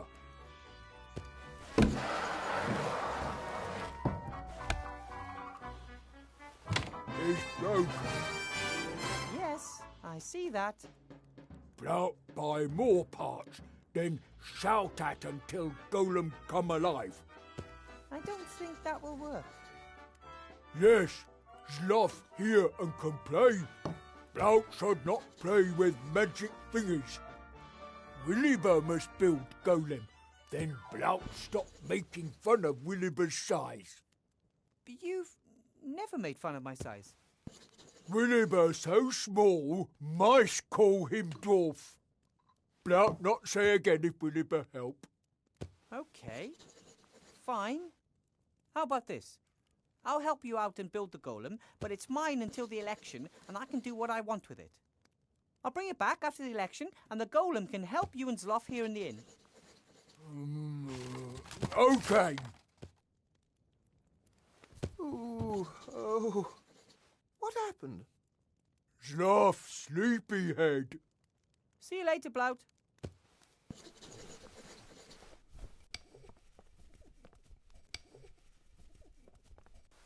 Fantastic. What have we here? A torso and nothing else. Arms, legs and head are missing.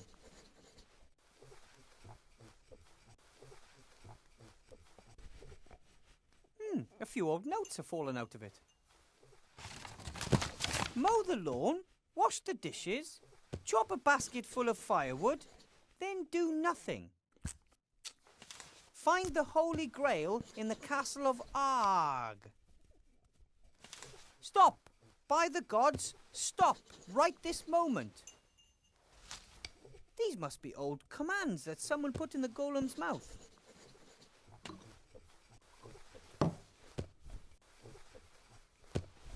The torso appears to be... I'd say it's... I get...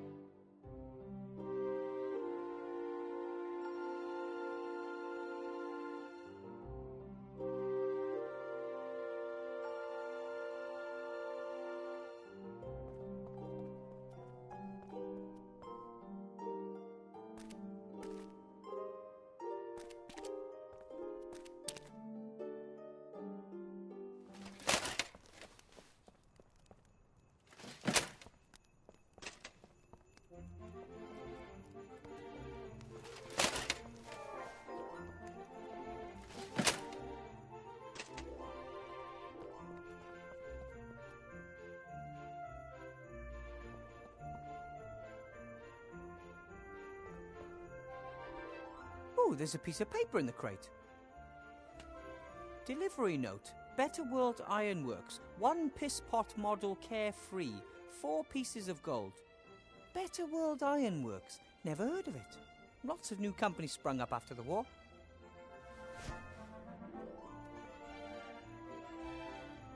Hello, Bill.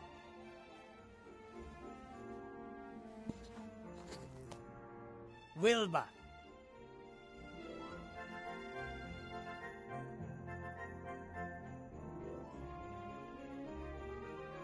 That thing running about over there, what is it? A darn scam, that's what it is. They won't get a penny out of me, sending me such a wild thing. Yes, but what exactly is it? A piss pot! Sounded like a good idea. We equip piss pots with legs. You don't do the walking when it's time to empty your bladder. But why the devil give a pot legs that means he scurries about like a boar on fire? So now you can just keep on smuggling your alcohol without worry? Thanks to you.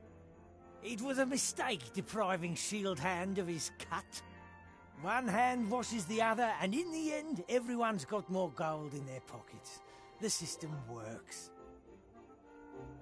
What are these Better World Ironworks? They're those darn crooks what sold me this useless piss pot. Those do-gooders. Do-gooders? Yes. They collected swords, armour, and all that stuff after the war. Plough blades from swords, piss pots from helmets, that kind of rubbish. You mean this piss pot was once some soldier's helmet? Could have belonged to a general for all I care. Now it's a piss pot on the run. Ah, a soldier's helmet converted into a piss pot with legs. No wonder he doesn't like it. Do you sell crocodile tears? Can order them. Ah. Oh. I have to be gone. See ya.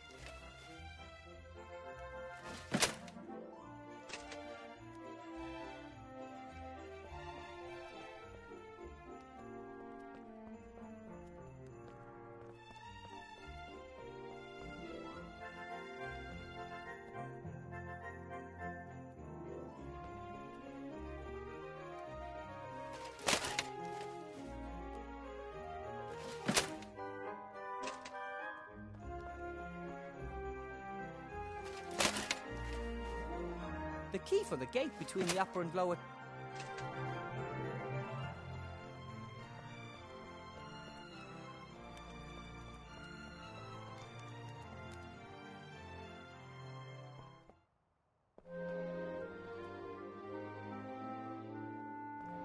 Empty boxes and packaging material. I can't see anything that in... Hey, what do we have here? Pretty good runner.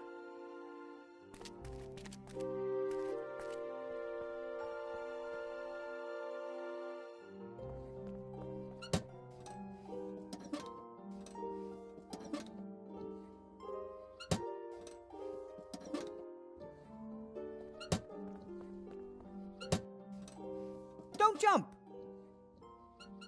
You were once a soldier's helmet, right? And the way you look, not just any soldier either.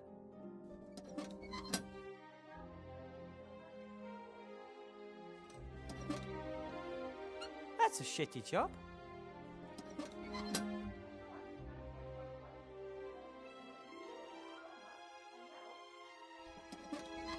How would you like to do great things once again? For your Commander-in-Chief? I'm building a golem to protect the Archmage. You know Archmage Alistair, don't you? He's in danger. Maybe the Shades are behind it. But definitely a dark power. You could be the golem's legs. It would be an honourable task. So you're in? Deal, little helmet. Don't cock it up.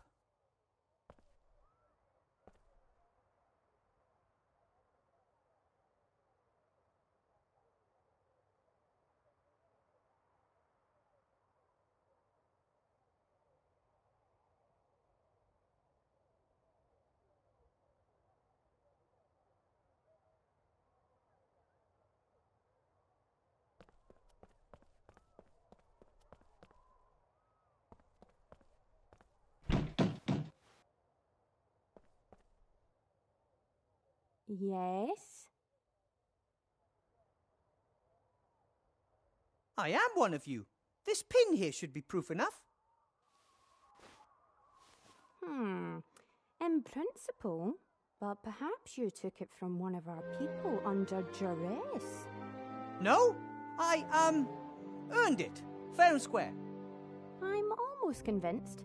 Show me our secret hand sign and we'll give you the clue. Oh! Psst! I think I saw the town guard. Better not right now. Aye. Come back when the coast is clear.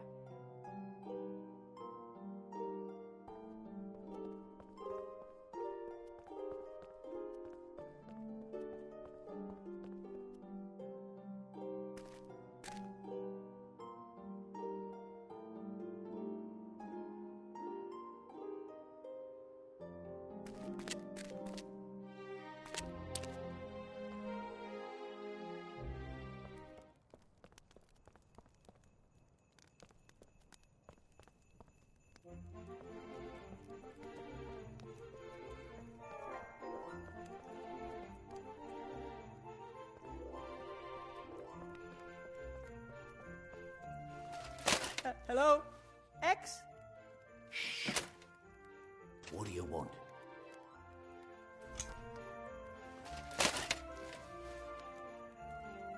If you're one of the protesters, then you'd have to know the secret hand signal, right? Yeah. Can you show it to me? Ha! So you can tell them what it is. No! I need it, and I'm one of you. Then you must know the signal yourself. Of course I do. Yeah? Then do it for me. Do the secret signal. No problem. But you first. What's all that about? I don't know if you're one of us. Besides, you've been in prison for quite a while, and maybe they brainwashed you. All right.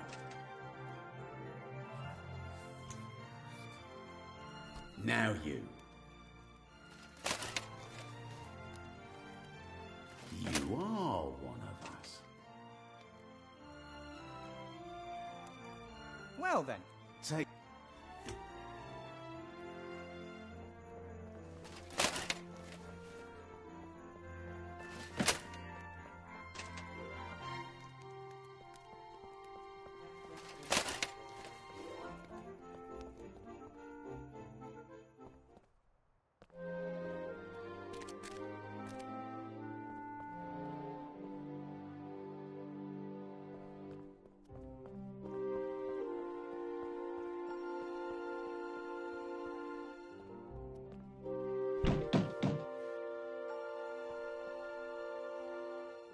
Yes?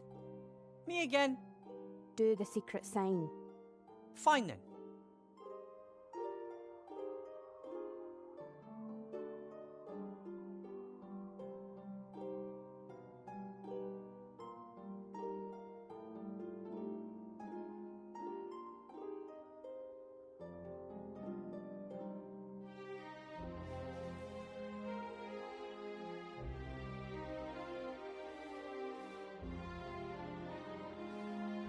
Aye, spot on.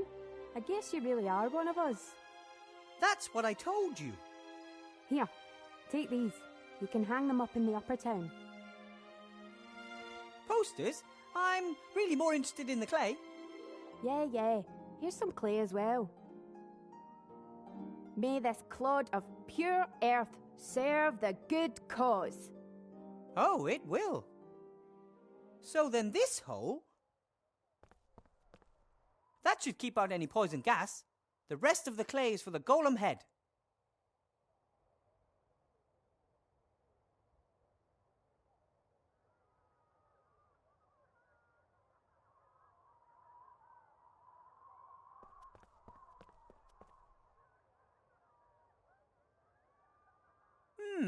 Right then. How should my golem look?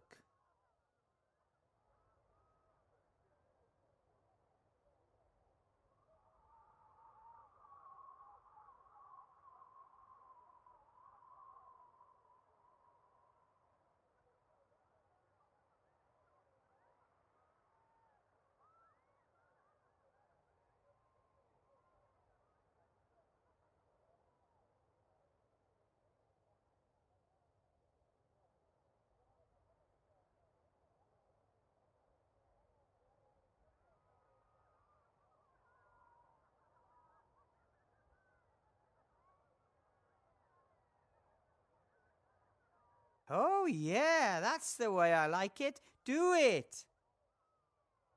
The eyes, yeah. Oh, the nose. Oh, that's tricky. And of course, not to forget the mouth opening. That's it.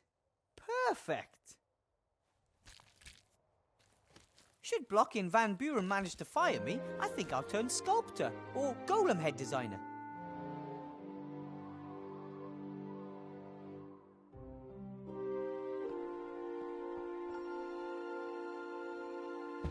I'm pretty sure that clay sculptures aren't usually baked this way.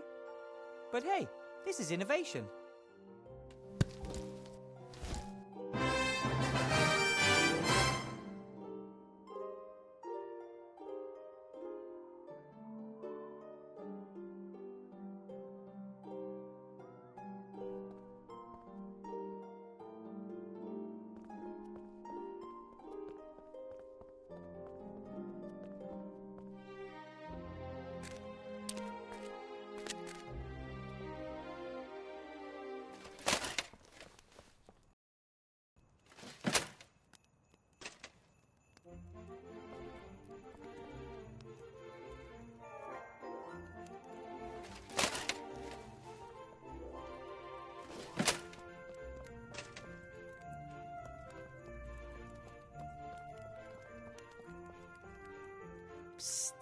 X, Yes. about your chisel, Yes. I might have the right hammer for it. Really? That'd be good. Yes, but...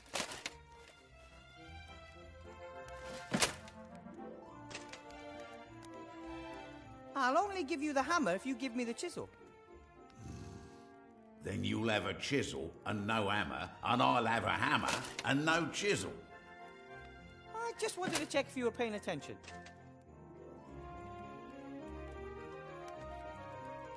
What type of hammer do you want? Hey, what type of hammer? Just a hammer.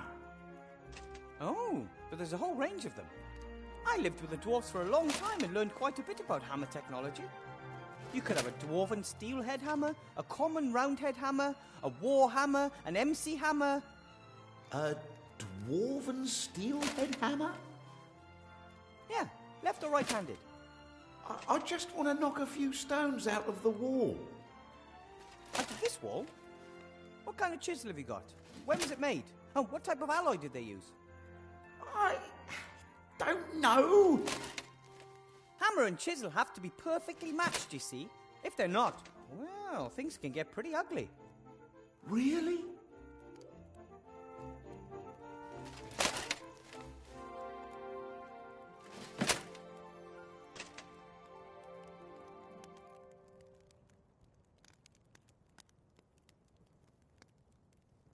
Incorrect chiseling could cause the entire building to fall down. And what good is a hole in the wall if you're buried under tons of rock? But I don't know what kind of chisel it is. That's why you should always work with professionals. Give me the chisel, and I'll look for the right hammer. Ah, thanks.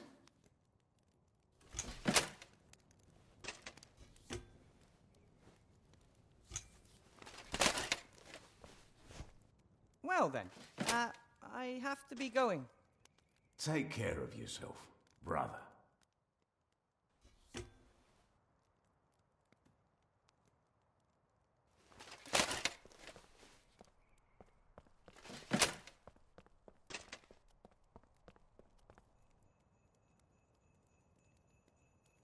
A nickel-plated 2-inch, 300-gram flat.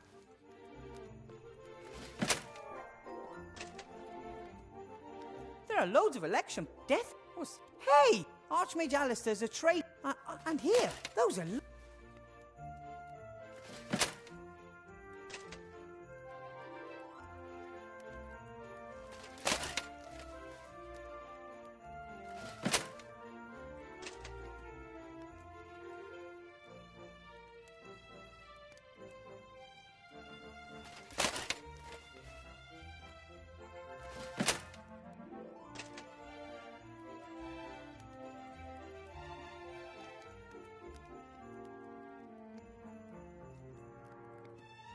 It's done well by me today.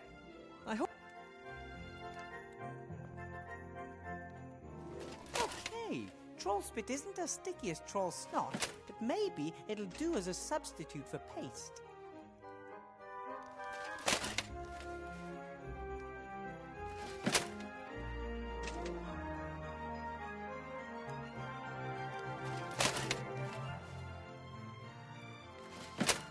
$4.69 $40. They should.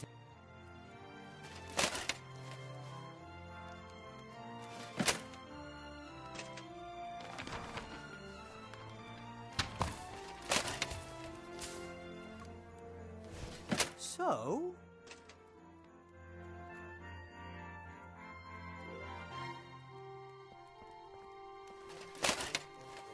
Mr. Shieldhand? Mr. Professor.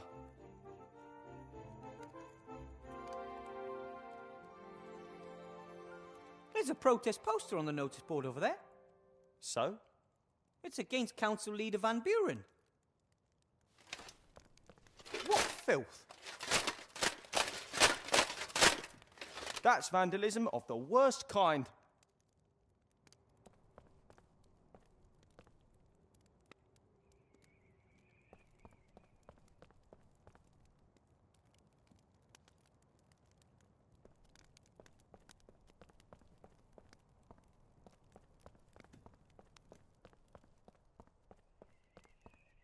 If I get...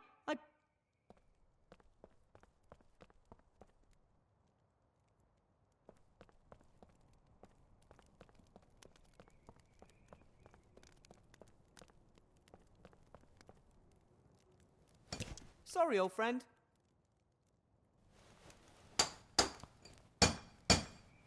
Oh, he still looks ready to fight.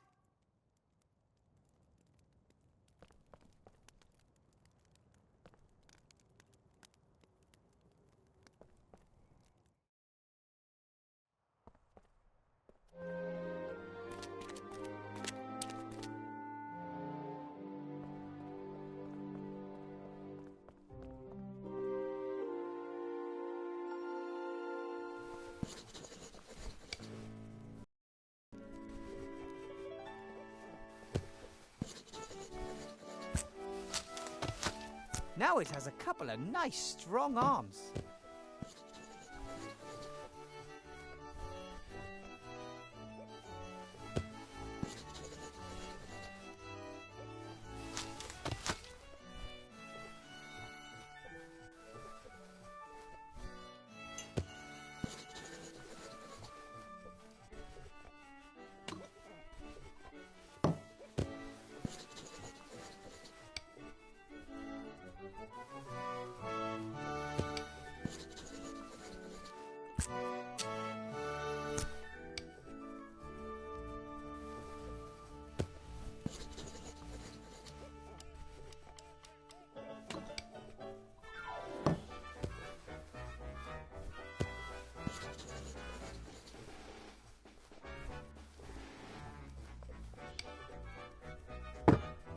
And now the golem's body is finished. All that is missing is the spell written with magic ink for its mouth.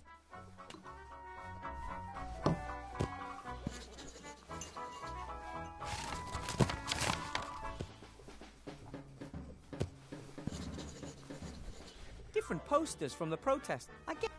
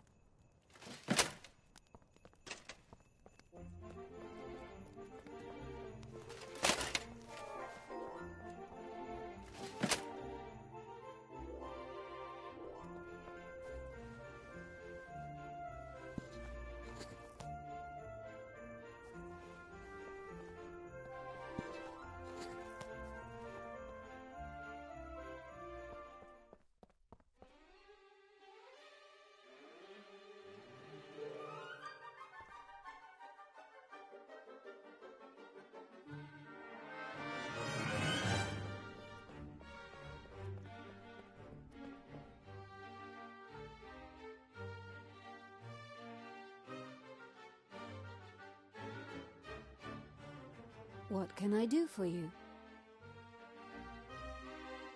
And... hello? What is the access code?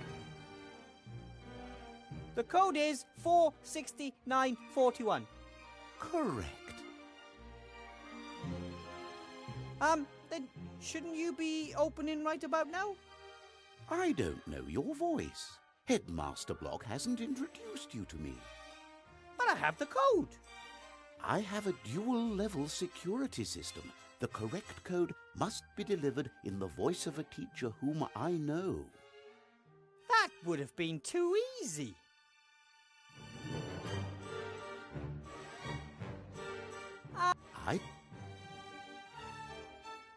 What can I do?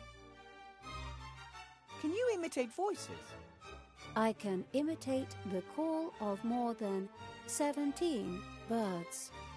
I'm more interested in human voices. I am sorry. I only have one voice at my disposal. A very pretty voice. Oh, of course. I can, however, record speech. Record speech? What do you mean? Record speech? What do you mean? Fantastic! Fantastic! Okay, you can stop now. How does this recording thing work? I can record all of your conversations.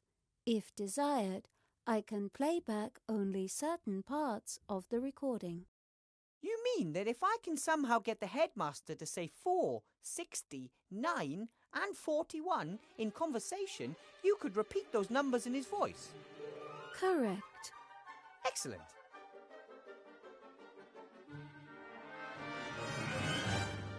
I might have... And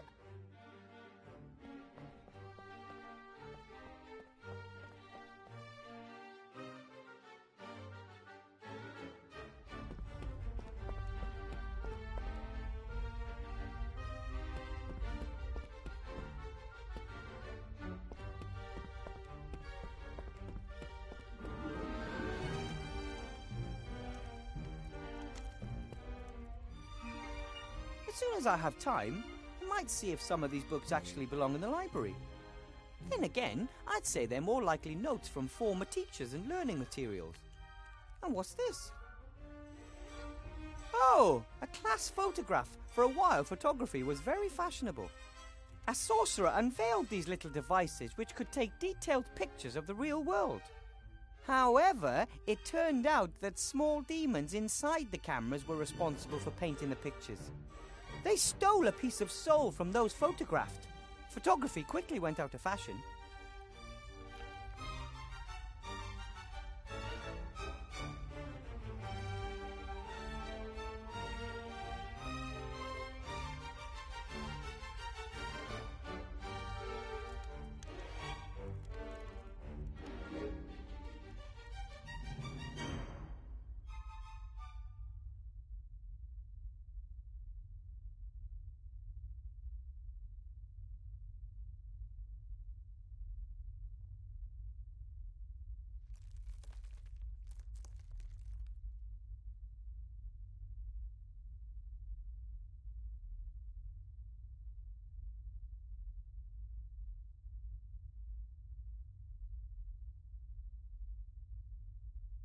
A small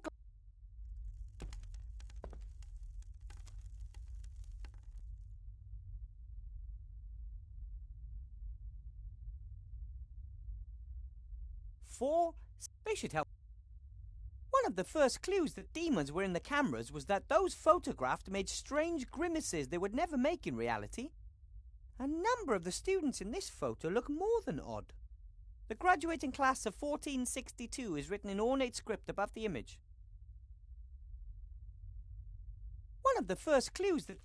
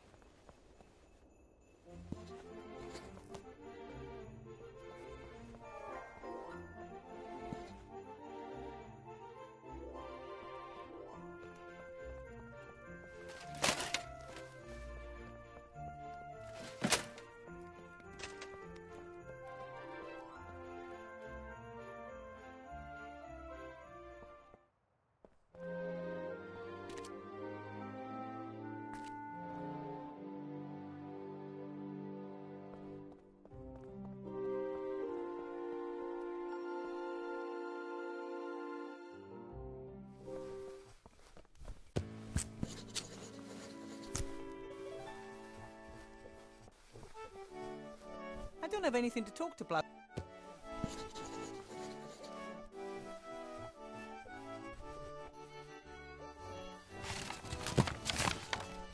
One of the first clues that demons were in the cameras was that those photographed made strange grimaces they would never make in reality. A number of the students in this photo look more than odd. The graduating class of 1462 is written in ornate script above the image.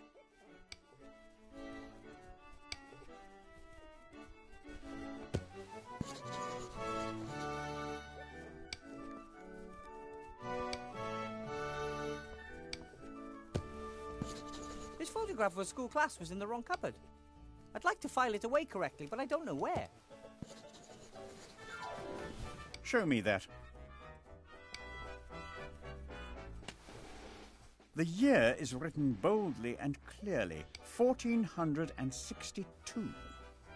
62? Yes, 62.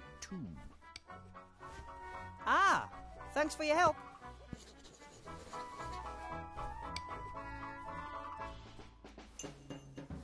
What can I... 4, 69, and 41 are the numbers we need. Which ones do we have? 60. That's all. It's a start. I might have... And...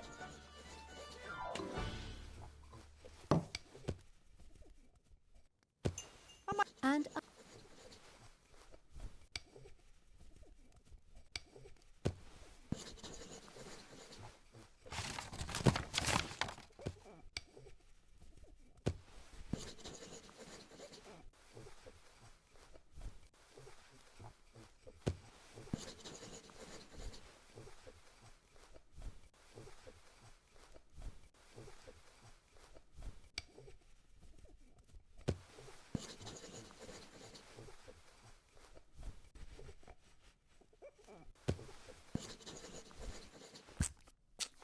Headmaster Block? Yes. A clear liquid in a glass, in a bar. What could it be? Water. Sure. Why not?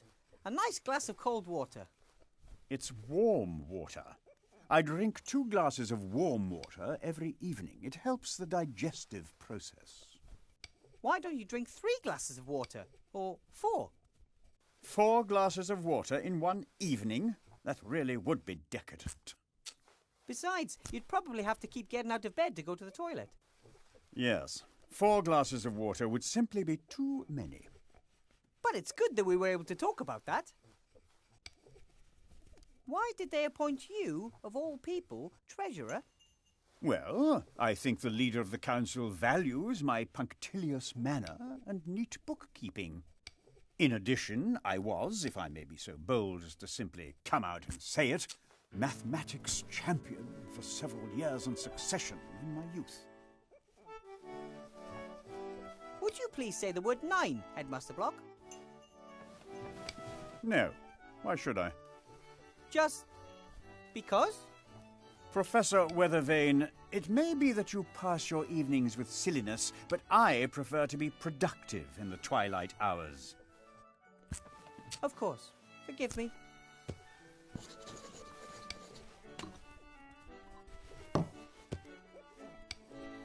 I wonder whether we should hang up some balloons tomorrow morning for the school's inauguration. Red ones would be best. What do you think? What would be a typical number of red balloons?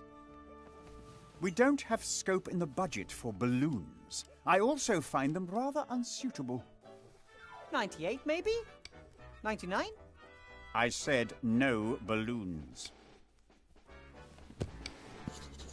How many rings of power did the humans get again? What are you talking about? In that saying. 3 rings for the elven kings under the sky. 7 for the dwarf lords in their halls of stone. You know. Never heard of it. Whew, I could really go for a nice dwarven ale about now. How about you? It would kill you on the spot. You do know that. Oh, I grew up with dwarfs. The cellar master always served dwarven ale in the garrison pub. It's strictly forbidden. Who says? Licensing Law, Paragraph 9, Section 1. Dwarven ale may only be served in specially secured underground bunkers. Paragraph 9 says that. Paragraph 9, indeed. Ah, the cellar master probably didn't know that. I'm going to send a carrier pigeon off to him tomorrow morning to warn him. So you were a mathematics champion in your youth? For several years in succession, in fact. Then tell me, what is...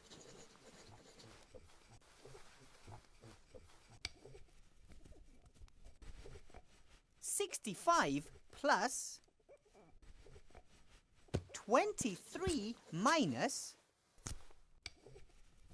47? 41. Are you sure? I get 40. 41, without a doubt. Thanks. That's all I wanted. Have to be... Goodbye.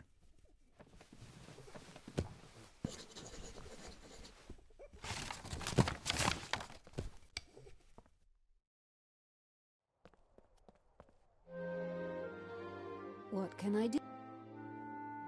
4, 60, 9 and 41 are the numbers we need. Which ones do we have? 4, 69, 41. Now we have all of the numbers. Staff room, here we come. I might have... And...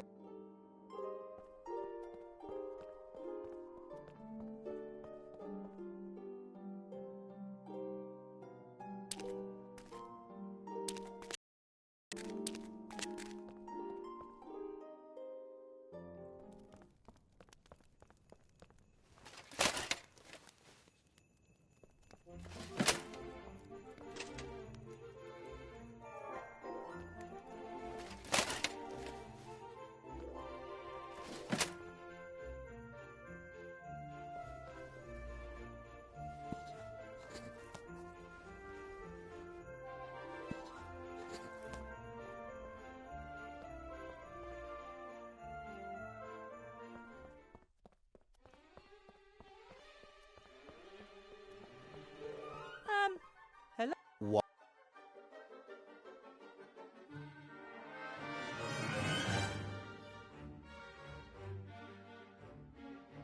Ahem! Would you please let me and Headmaster Block in?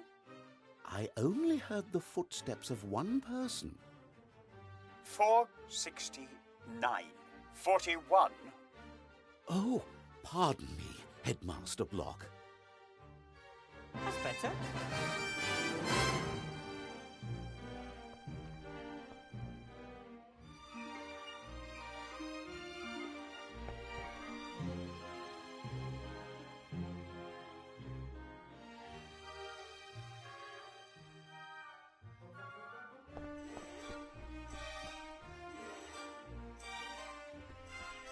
That must be... I didn't even...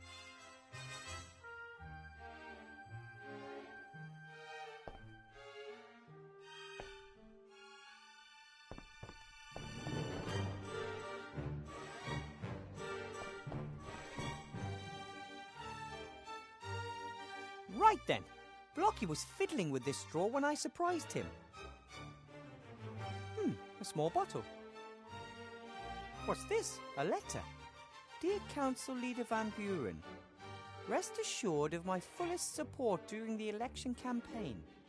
Nevertheless, as headmaster, it is my duty to point Article 47, Paragraph 6 of the school rules out to you.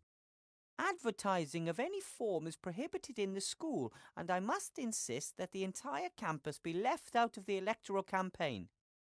And now, the final inventory list for the ground floor of the school. Then there's a list of all sorts of objects, although it appears Headmaster Block isn't quite finished yet.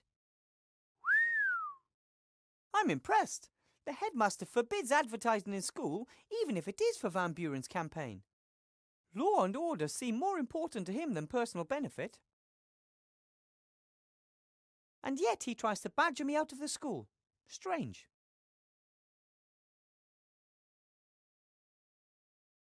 I guess Timmy's already looked in the rat-accessible files. He found the door code in one of them.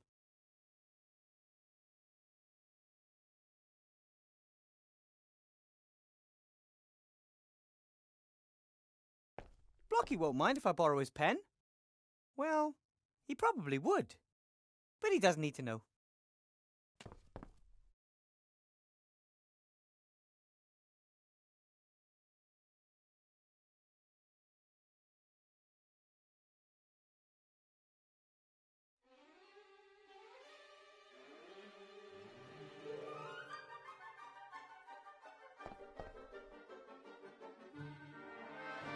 The only thing in this drawer was this bottle. Spidery old-fashioned writing, hard to decipher. Dragon sweat. Dragon sweat! What is the probability of the headmaster having the one ingredient for magic ink in his drawer that I couldn't find anywhere else? Talk about luck.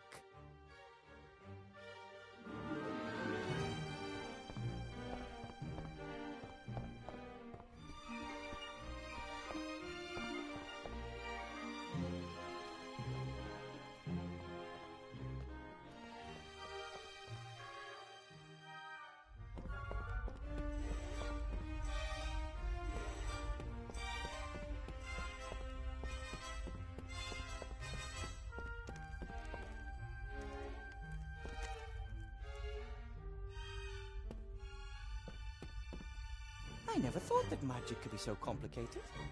For me, it was always quite natural. The first time I took my wand in my hand, I felt it. The magic surrounded me and pulsed through me. Everything added up.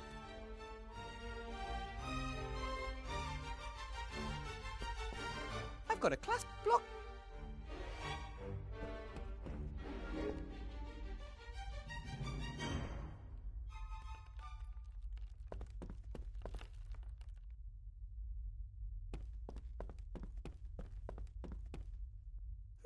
Should be easy to find enough soot for the ink here. Yep, lots of soot. Now I just have to figure out the right amount.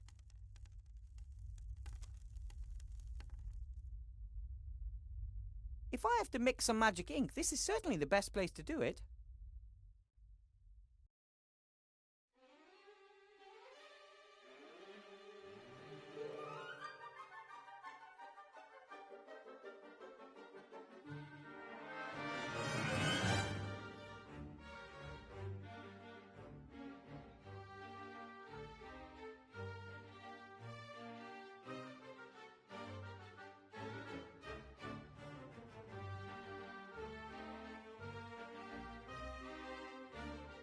Crocodile tear. Unfortunately, all of the liquid... All the... Counterweight.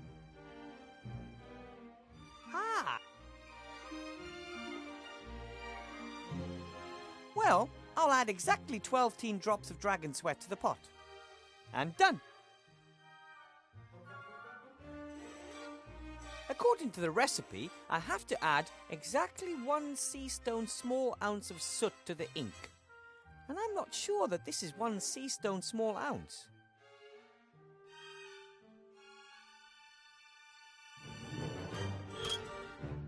On one side of the scale, there's a 3 sea stone small ounce weight. On the other side, nothing. So the counterweight, according to the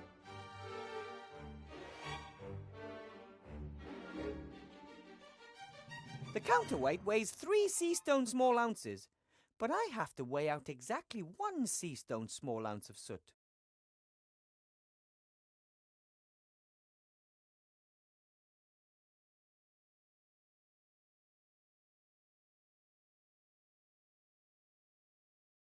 According to the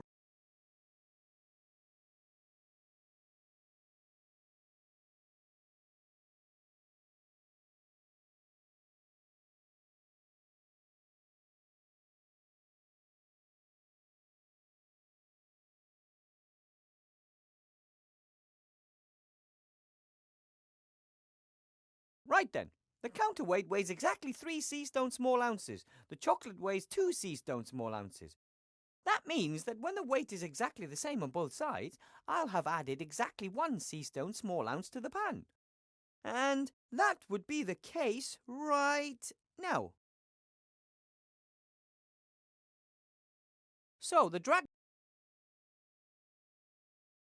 exactly 1 sea stone small ounce of soot, and in you go.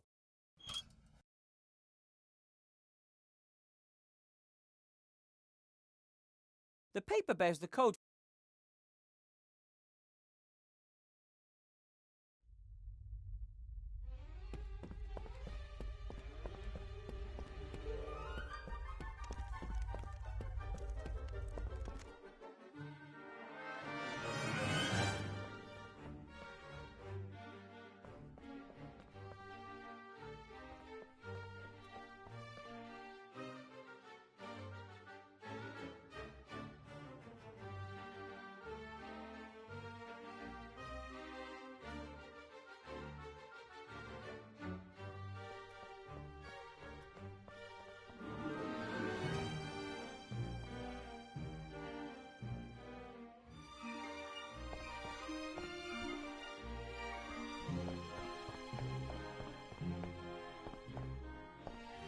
fire's just embers.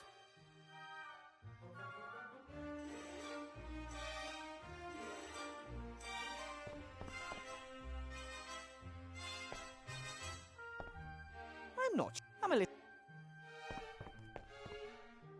It's 12:33.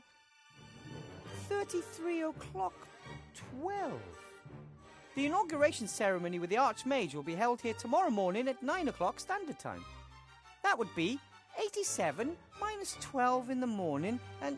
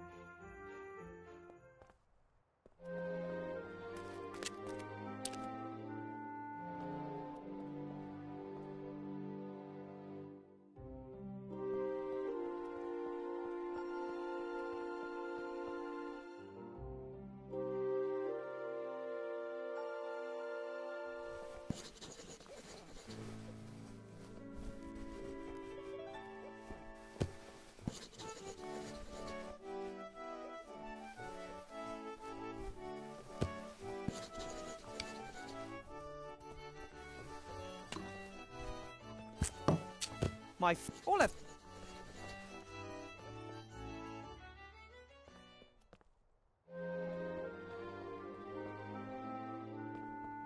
The fire's melted the ice.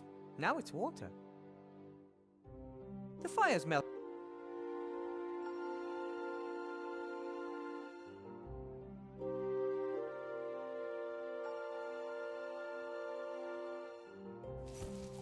Filled to the 2 CL mark exactly.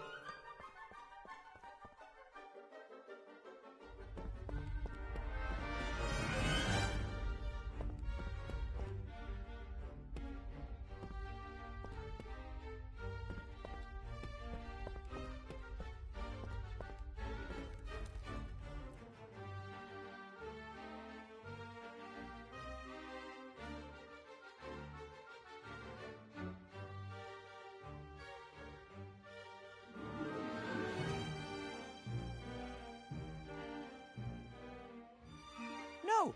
Water may be part of crocodile tears, but it's not an ingredient in the potion itself.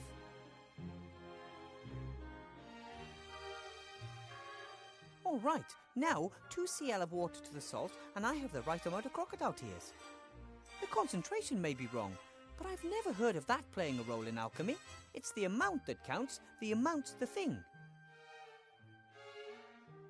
2 CL of crocodile tears. Looks good. All right, that's all of the ingredients in the pot. Now to give it a little stir. Ta-da! Magic ink.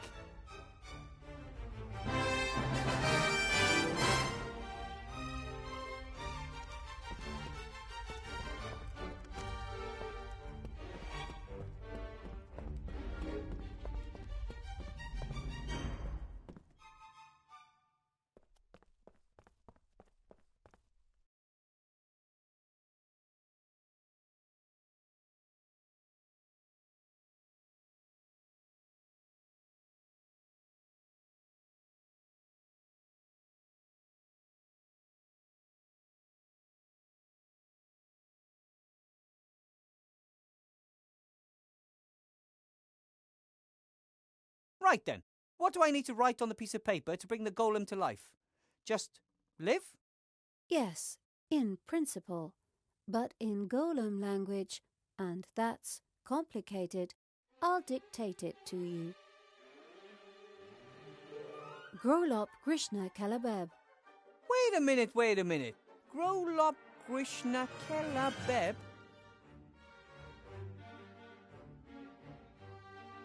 Those were a lot of words for a simple live. Bringing dead material to life requires precise instructions. Sounds logical, so what now?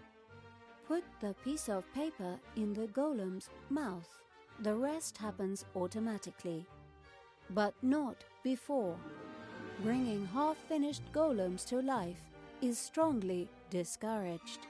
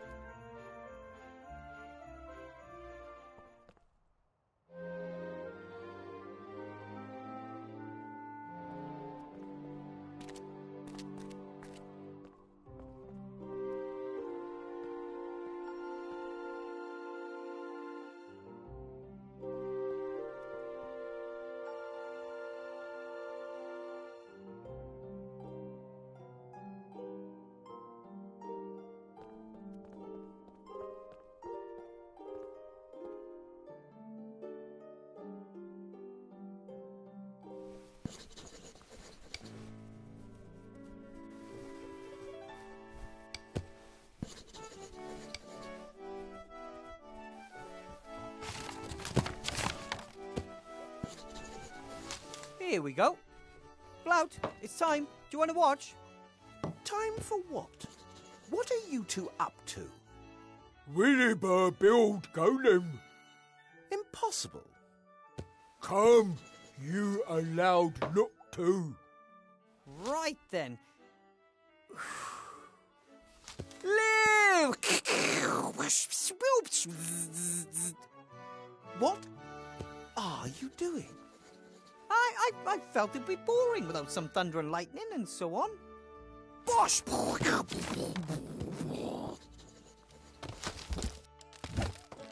It's alive! Fantastic! Williber done it. A real golem! Help in inn. We have holidays. But first, remember, he's going to be the Archmage's bodyguard until the election. It's just too bad he can't speak. Unless, ooh, wait a minute. Can you write?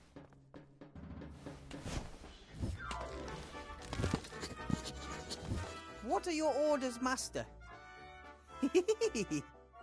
Let's go to the mage school. We can discuss everything else there. Good work, Wilbur. Thank you. It feels good to be able to take at least one worry off the Archmage's back. Until then.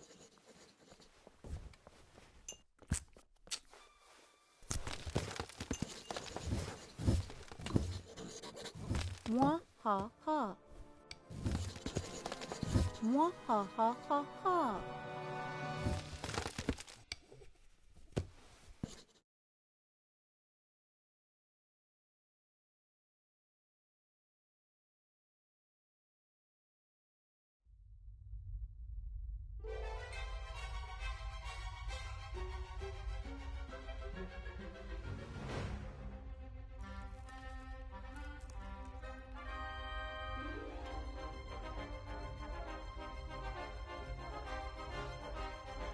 What's going on?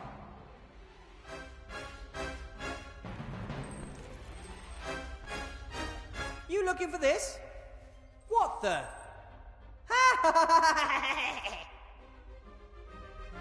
Oh, the Archmage spoke of an evil presence in the school, but I never thought that I was the presence. I was under your nose the whole time and you didn't even notice. Are you something like my evil self? I'm no petty sideshow conjurer. I'm the greatest sorcerer in the world.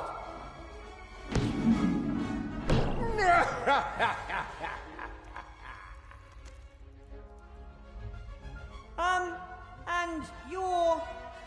Mankas, the sorcerer, son of Archwitch Mortroka, shapeshifter and evil genius? Yes, I think we've met before, right? Last time we kicked you and your mother's fat butts, if I remember correctly. But not this time! The Alliance will break, and the Kingdom of Shadows will rise again, with me as its leader! I'm a teacher and a graduate mage. I demand that you release me immediately. Otherwise, what? Otherwise, I'll get angry. And you wouldn't like me when I'm angry. I don't even like you as you are now. Anyway, what are you going to do without this here? That's mine! Give it back! Just as delicate as peace in a world without the Archmage.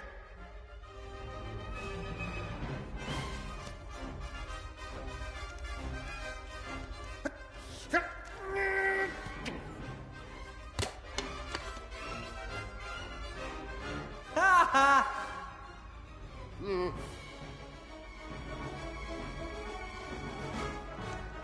You're a monster! So what are your plans? Oh, so this is the part where the bad guy tells the hero his plan, so he can scupper it at the last moment. No, not this time. Nothing is going to stop me killing the Archmage. You want to kill Alistair? You don't stand a chance. He's become more powerful than you can possibly imagine. I admit, his magical powers are impressive. And he can sense my presence. As soon as I get within a few meters of him, he recognizes my evil intentions. But how are you... Oh. That's right. Not magical powers, young friend. Good old physical strength will be his end. One hit from a machine that is neither good nor evil. He won't even know what hit him.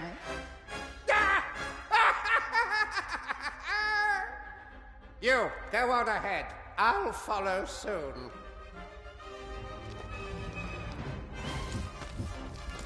No!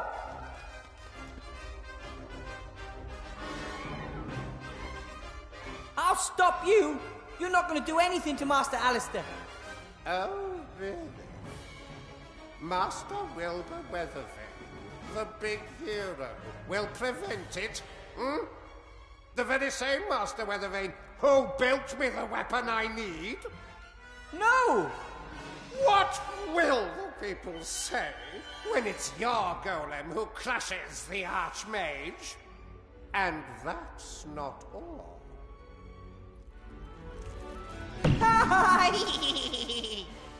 No!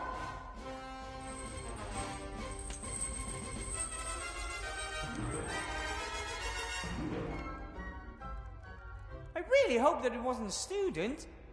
And I hope I don't end up like that.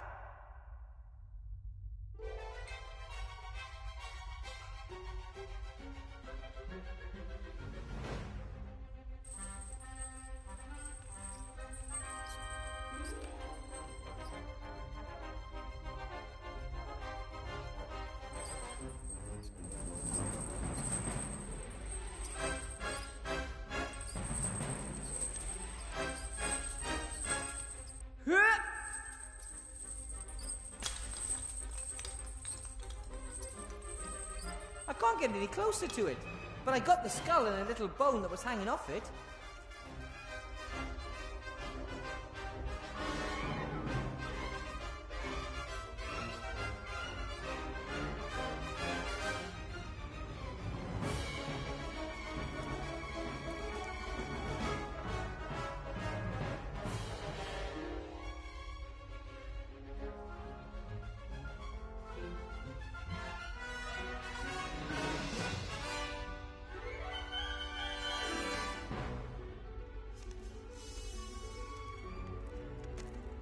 This isn't I bet it's some kind of animal or magical creature that'd like to bash its head.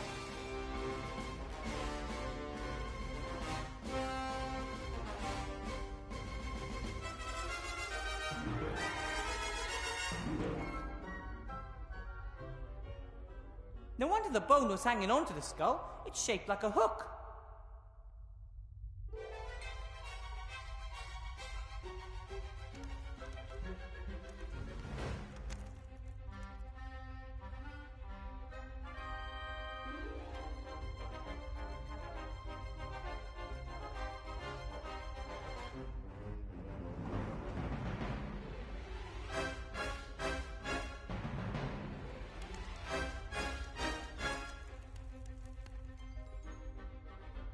No wonder the boat...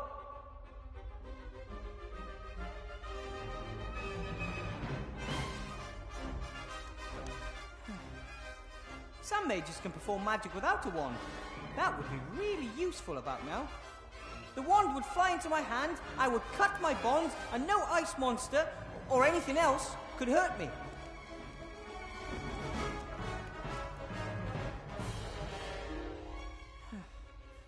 Nothing.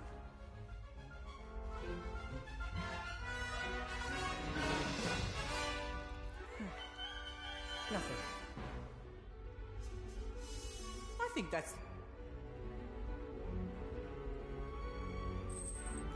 just a little bit further. We gnomes are optimists by nature when it comes to physical characteristics. But I'm afraid the key is still out of my reach.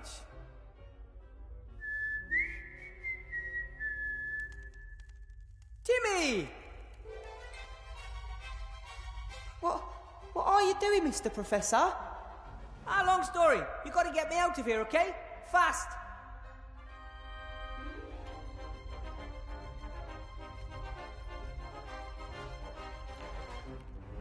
Okay, what do you want me to do? The key on the desk, Timmy. Can you reach it? I can't get up there. I thought you were really good at climbing. Yes, but not flying. Well, think of something. Can you toss the wand up to me, Timmy? Looks heavy. Try.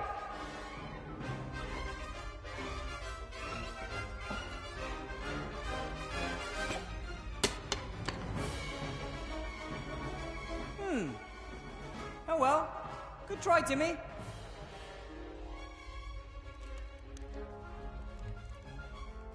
Timmy, a thread from the curtain. Can you bite one off?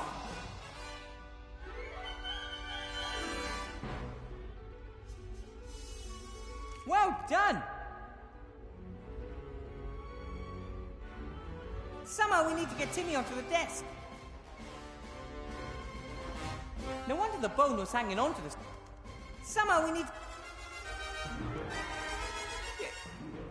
Just do it. Will do. Hey!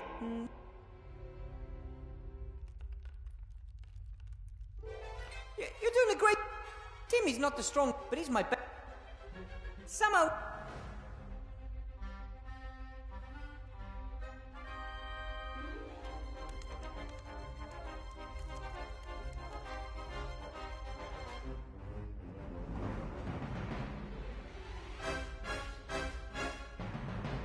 Hey, Timmy! I've got something for you. Catch!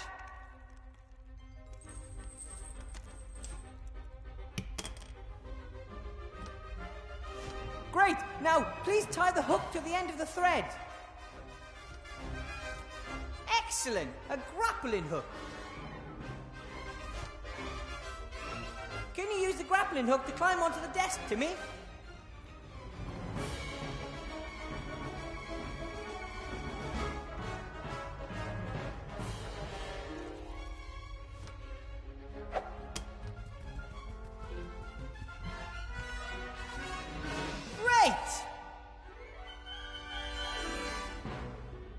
Wooden roof. They used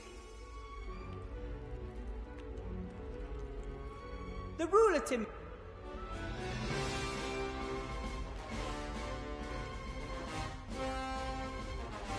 Perfect.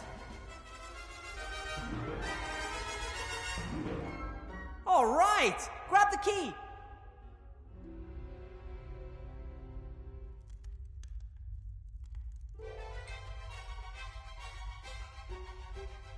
Okay, Timmy, this is where it gets tricky. Please stand on the end of the ruler. I know! The chances are 1 in a million, but we've got to try. Time is running out. Ready? Go! Way! Well, how good was that? The shackles, fast!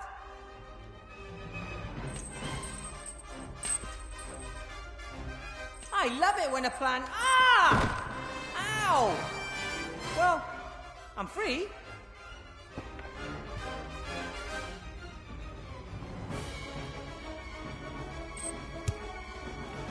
Well done!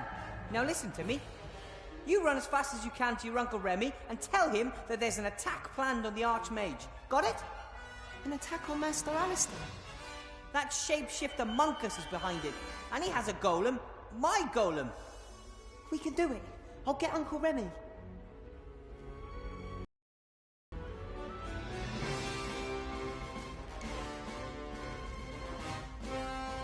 Okay, that's... I'll be needing this.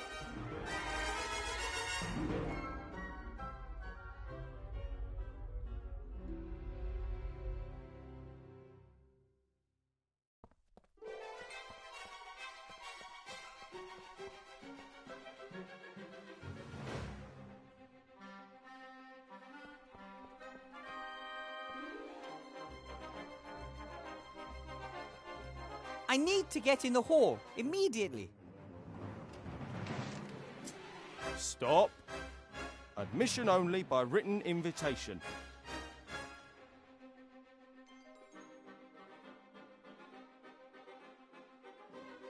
But the Archmage is in there and he's in mortal danger. Yeah, right. But... Look, I'm sure he can look after himself.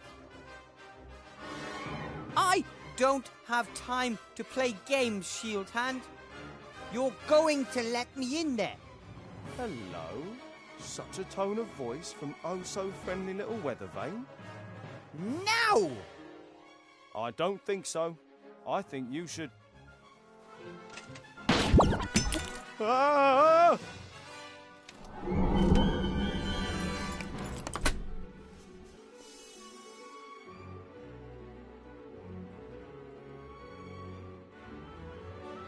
Oh, just in time. Ah, Wilbur. Good to see you. Hello, Archmage. Good to see you too. No! No! No! Stop! Ah!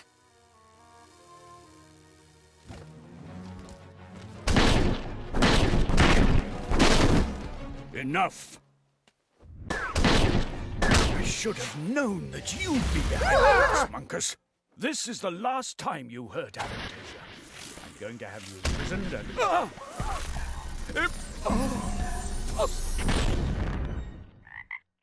Alistair! Ooh! Ta-da!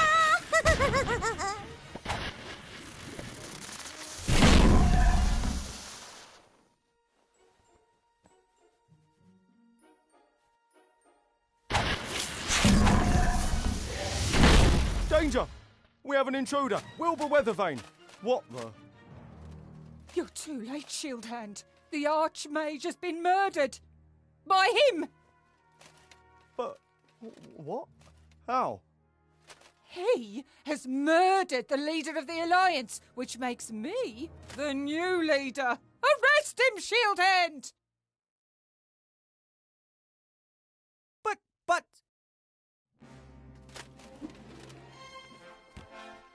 Wilbur, this way. Quick, put this on. Stop them! Oh. Out of the way!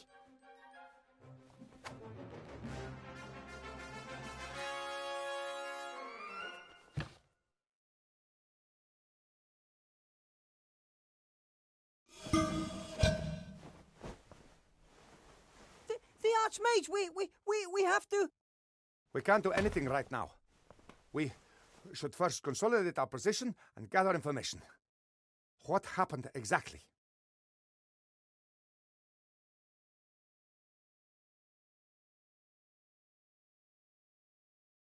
The golem has never really listened to me. That damned magic slate whispered him his real commands.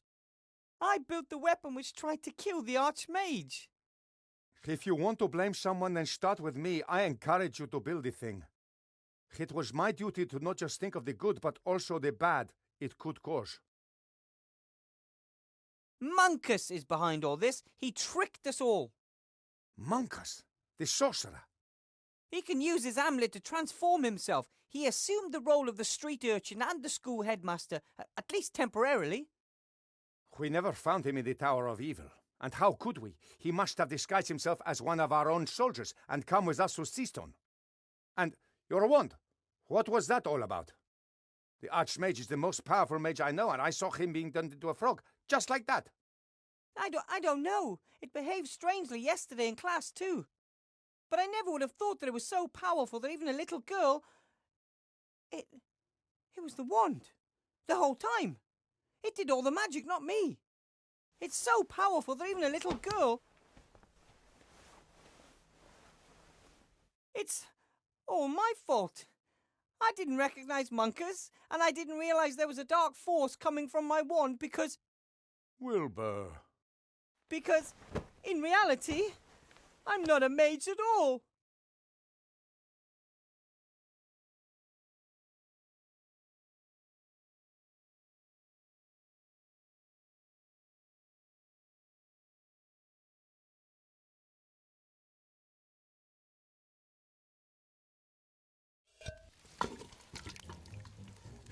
What's the situation? Not good. Another 2 of us have been turned into hamsters. The town is a nightmare in pink. The resistance has collapsed and the lower town is more like a ghost town. The Van Buren girl is transforming everything that is in her mother's way. There's nothing we can do to stop it. How's our patient doing?